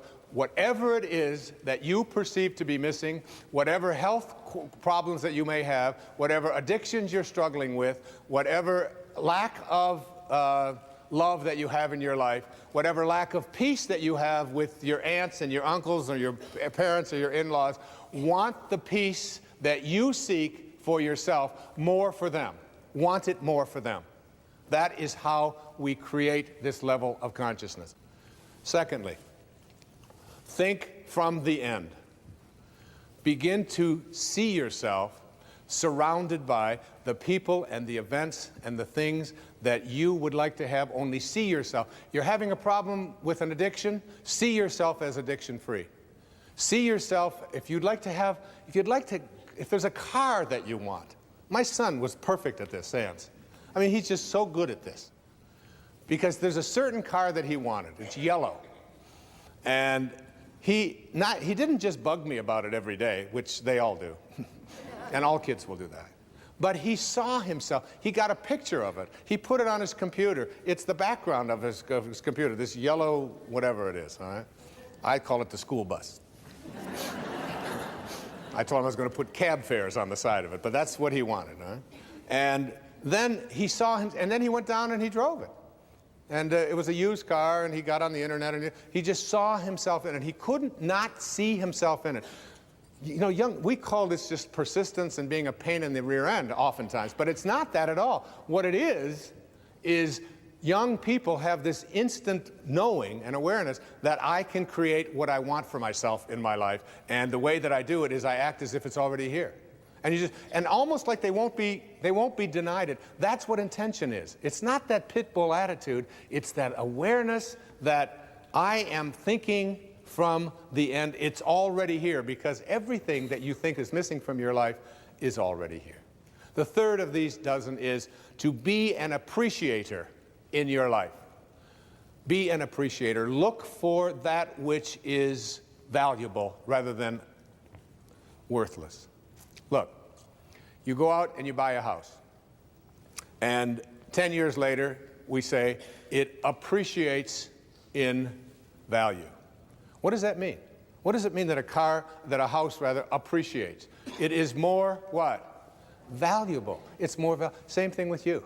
If you're an appreciator, you have more value. Now you buy a car, you drive it off of the lot, and they say, well, it just depreciated by 20%. What does that mean? It is not as valuable as it was before. When you depreciate, you take your value away. When you appreciate, you make yourself valuable. What could be more valuable than being connected to Source?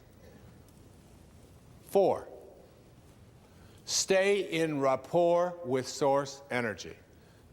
Stay in rapport. Your job here is to be in a state of harmony with this. Constantly reminding yourself, is this how my Source thinks? 5, resistance. Understand this about resistance. Every thought that you have that is other than that which you emanated from is resistance. Every unkind thought, every uncreative thought, every thought of judgment, every thought of fear, every thought of depression, every thought of it can't happen, all resistance. So if you say, well, easy for him, he can talk about this, but I can't, that's resistance. You're right, absolutely. Even if you think all of this is a bunch of nonsense, you're absolutely right. You're absolutely, because for you, that's what you believe. And if you believe that, the universal Source will help you to fulfill that belief. 6th is what I talked about many times in the program. Contemplate yourself as surrounded by the conditions which you want to produce. Contemplate yourself that, because the way you are one with Source. You are always one with Source. You are one with all of its principles, all of those phases. You are one with it. It can't be anything other than it is. Neither can you.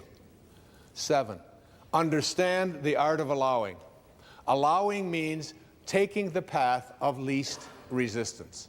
Every time you have a thought that has resistance in it, what you have done is you have created an absence of allowing.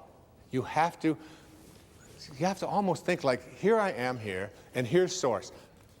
How much energy can I pull from it? How much energy can I pull from it?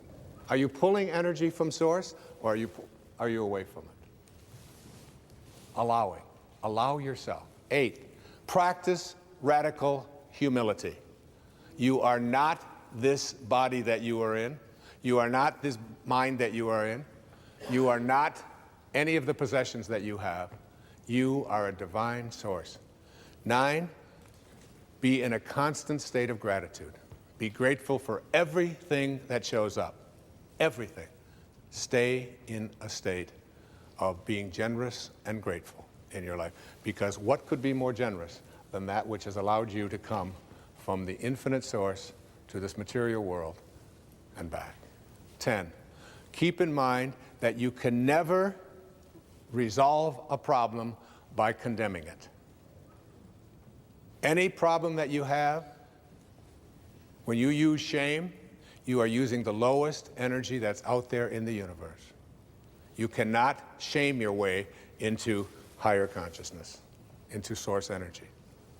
11, play the match game. Play the match game.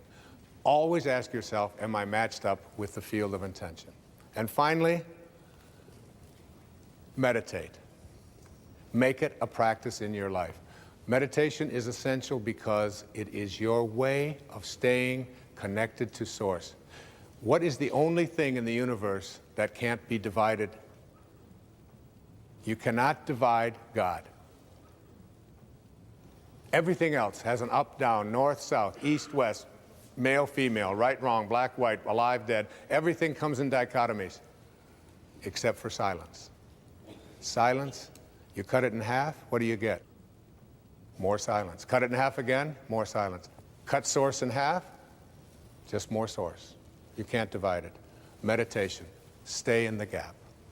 I'd like to close out this program on the power of intention with a story that was sent to me by my dear friend, Ellen. It's called Attitude. A 92-year-old, petite, well-poised, and proud lady who's fully dressed each morning by 8 o'clock, 92 years old, with her hair fashionably coiffed and makeup perfectly applied, even though she's legally blind. and moved to a nursing home today. Her husband of 70 years recently passed away, making the move necessary. After many hours of waiting patiently in the lobby of this nursing home, she smiled sweetly when she told her room was now ready.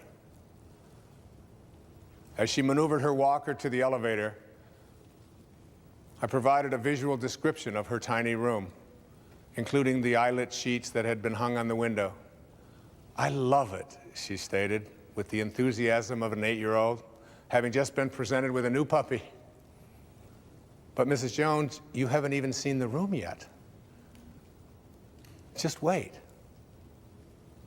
"That doesn't have anything to do with it," she said. "Happiness is something you decide on ahead of time. Whether I like my room or not doesn't depend on how the furniture is arranged. It's how I arrange my mind." When you change the way you look at things, even if you're legally blind, the things you look at change. God bless you, and thank you. Next, a special bonus segment. For the first time in 20 years, Dr. Dyer speaks about the profound and very personal event that transformed his own life. One of the most important ideas that I've ever encountered came from something I read in Castaneda's very last book called The Active Side of Infinity. In The Power of Intention, I wrote an entire chapter on you and your role with infinity. What he said in here that made such a profound impact on me was that he said the problem with humanity, with what people in the Western world who are not living of the source, is that we are all in bodies that are going to die, but we act as if they're not. And I thought about that. I've contemplated that whole idea a long time. And he said, when you act as if you're in a body that is not going to die, you live on what he called the inactive side of infinity. And our objective here in connecting to intention is to move ourselves to the active side of infinity. The active side of infinity is the place where we recognize our infinite nature. And so we understand what Jesus meant when he spoke of you are in this world, but you're not of this world.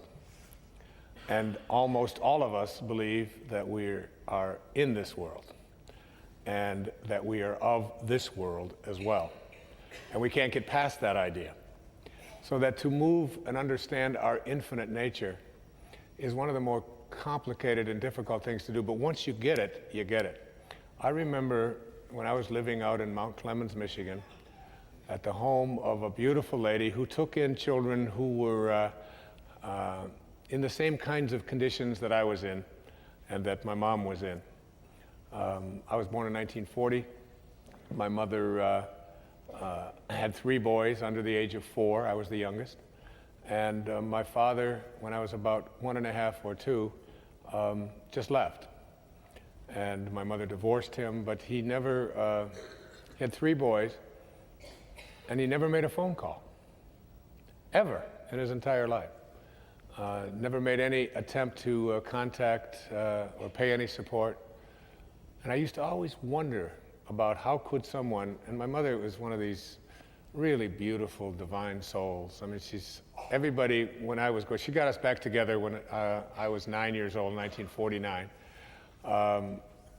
And all of my friends always wanted to come to our house because our house was the place where there was no judgment, it was fun, we always had a good time, there was always something to eat for everybody. And particularly, it was a happy, exciting, beautiful place. And I always wondered about how could a man leave a woman with 3 boys under the age of 4 when he was perfectly capable of staying and working. There was a war going on at that time and so on. And he spent quite a few years of his life in prison. And and I had this gnawing internal kind of desire to meet this man and to find him and, used to dream about him. I was filled with anger about him and so on. And the turning point in my life came when I shifted my perceptions about my father. My father, all I knew was his name. His name was Melvin Lyle Dyer. I knew he was born in 1914. I used to go to sleep at night and dream about meeting him. I used to wake up filled with anger, sweating sometimes. I would have these dreams where I would fight with him in my sleep. And I'd wake up just soaking wet, filled with anger. And in all of those years, up until I was 34 years old, in 1974, I dreamt about him almost every single night. And I always would ask my mother to see if she could tell me something about him. Where was he? What she never wanted to, she's just filled with rage towards this man. So I got a note in 1974 or 73 informing me that my father, this was from a cousin that I didn't know I had. Her name was Dorothy Phillips. And she told me that my father had died 10 years before, 1964, at the age of 49, of cirrhosis of the liver. And that he was buried in Biloxi, Mississippi, and that he died in New Orleans. And that's all the information that she had. Well, my two brothers never wanted to hear a word about my father, I think partly because they remembered him. They were a year and 2 years older than me, and they didn't want any part of it. I had this sort of very innate kind of powerful inquisitiveness about who was this person. And more than anything, I wanted to know how could he do it? And did he acknowledge that he had 3 sons? Actually, I just wanted to know if he acknowledged that he had a son named Wayne. And I was teaching at that time. I was a professor at St. John's University in New York. I was teaching counseling psychology. And that was the time of a lot of the things that Lyndon Johnson had put into effect called the Great Society, and they were integrating some of the southern schools and so on. And I was given a job with the federal government, a temporary job, to just a part-time thing to go along with my professorship. I was to fly down to a place in Mississippi called the Mississippi State College for Women in Columbus, Mississippi. And I thought to myself, I had just found out recently, I don't even know exactly how far back it had been, but I'd found out that my father had died. And I looked on a map and I saw that Columbus was only 200 miles from Biloxi, and I knew that my father's body had been shipped as an indigent from New Orleans to Biloxi. So I got down to Columbus, and I sat in on classes, and I wrote up my report on the civil rights laws and whether they were being honored and so on. And then I rented a car, and it was a Friday afternoon. And the car that I rented was a 1974 Dodge Coronet. It was blue. And in those days, they only had the lap belts. They didn't have the shoulder belts, the shoulder harness. So this car, as weird as this all sounds, and my life at that time was really shaky. I was drinking. I wasn't in a good kind of relationship I wanted to be in. My writing wasn't, I just couldn't seem to put it all together. I was overweight. I had very little discipline, and I was very much ego involved in my life. And, but I always knew I had a different kind of a destiny, and I just couldn't seem to get, and this stuff with my father was always there, this internal kind of rage. And so I got in this car, and the car was at an Avis rent-a-car place, and nobody had ever rented the car before. Nobody had ever driven the car before. It had 0 miles on the odometer, like 0.6 or something. It had been trucked in that day to be rented by me. So I rented this car. I got in, and I went to put on the seatbelt, and I put the left belt on, and then I reached under to get the right belt, and there was no right-hand belt. Now, I was a fanatic about wearing seat belts and so on. So I got out of the car and I wanted to find this belt. And I took the seat out and I put it on the ground. And there, taped to the floorboard of the car, was a plastic, wrapped in plastic, was the buckle. And there was a rubber band around it, and the whole thing with masking tape was taped to the floorboard of the car, I guess to protect it from cutting the upholstery or whatever. So I took the stuff out, I took the rubber band off, I got the whole thing out, I put it up, put the seat in, reached in to put the buckle on, and inside of the buckle, there's a business card in this brand new car. And I looked at the card and it said, Candlelight Inn, Biloxi, Mississippi. And on the back, there was a map imprinted on how to get to this Candlelight Inn. And I just had one of those flashing kinds of strange moments and said, that's weird. But I didn't think any more about it. I just put it in, I said, somebody at the factory, whatever it is, and I put it in my pocket. I said, but I'm going to Biloxi. So I drove to Biloxi. It was a Friday afternoon, and at the end of August, and I pulled into the outskirts of Biloxi. Welcome to Biloxi. And I pulled over, and there was a gas station there. I drove into the gas station. There was a telephone with a yellow pages, and I went and looked up cemeteries. It's the only clue I had. And there were 3 listings, 2 very large listings and 1 real small minor listing. So I called the 2. There was no answer at the first. Nobody answered at the cemetery. Second one I called was busy. So I called this tiny little number, and this man came on. And I said, and he had a southern drawl, and I said, I'm calling to find out if there's a Melvin Lyle Dyer who died in 1964. I believe that was the exact date. And would he be buried at your cemetery? And he said, well, this isn't really a cemetery, but they do bury people here. He said, I'll check. And he was gone for at least 10 minutes. And he came back, and he was rifling through Coca-Cola boxes that they had brought Coca-Cola, and this is how they filed things in Mississippi in those days. And he said, I found your father's record. He was buried here in 1964. I said, well, I'm on a journey as to my father. I've been searching for my father for my whole life. I would just like to go to, where he's buried. He said, well, it's not really a funeral home. He said, your father is buried on the grounds of the Candlelight Inn. It's a true story. So I reached in my pocket, and I said, I've got a map. And I drove to this little place. This was like the turning point in my life, and when I began to believe in the active side of infinity. And I went to this little marker on the ground. There wasn't even a gravestone there, just a little marker. And it said Melvin Lyle Dyer. I'm not exactly sure of these dates, but I'm pretty sure it's 1914, 1964.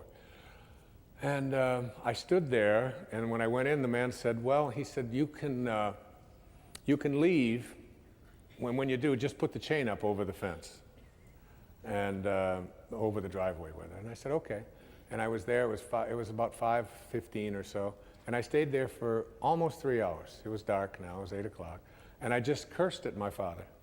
And I just stomped on the ground, and I just said, how could you have done this? And what was in your mind? And how could you just leave, and why didn't you ever call? And and it was like this tearful, very powerful turning point, peak experience in my life. And then something came over me, and I remember what Mark Twain said about forgiveness. He said, forgiveness is the fragrance that the violet sheds on the heel that has crushed it. And something came over me that had never come over me before, and I said to my father, I forgive you. I don't know why. I said, from this moment on, for the rest of my life, I will send you love. I will only see you in a loving light. And I put the chain up, I drove out, and I went home. I flew back up to New York, took a very brief sabbatical of about 2 weeks, and I went down to a place in Fort Lauderdale, Florida, called the Spindrift Motel. I checked in, and I wrote a book called Your Erroneous Zones. Today, there are 32 million copies of that book in 48 languages. And I wrote it in less than 2 weeks, beginning to end. When I left there, I started running. And I started a running streak shortly after that that went for 22 years without missing a day, 8 miles every day. I quit drinking. I entered into a different kind of a relationship in my life. The children that I had been wanting to began to show up in my life. I changed my diet around. I stopped eating toxic foods and behaving in toxic ways. And everything that I have been able to create and accomplish in my life came about because of some mysterious way that a business card got put into a car that had never been driven and ended up in my shirt when I was going to the place where I was trying to find my father. I could never begin to explain all of that. It is all so mystically mysterious. But that act literally changed my life and turned my life around. And I can remember as a young boy living at 231 Town Hall Road at Mrs. Scarf's house.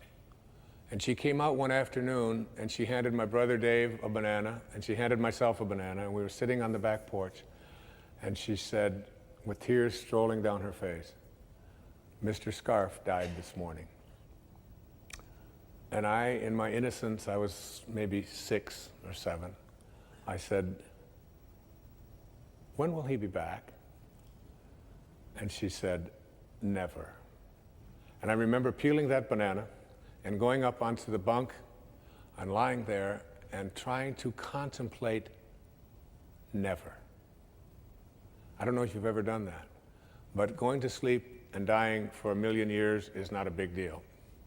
But never, never, and that was when I began to see my infinite nature and began to live on that active side of infinity. Today, with what happened with my father, that act of forgiveness was the most important and powerful tool that really propelled me into the purpose that I'm here for and allowed me to intend this program and the book that I have written and all of the other things that have been accomplishments in my life, including my children, including everything that I hold to be dear, including my health, including my ability to speak without notes, including my voice. All of it came about because of that act of forgiveness and living my life from that moment on the active side of infinity.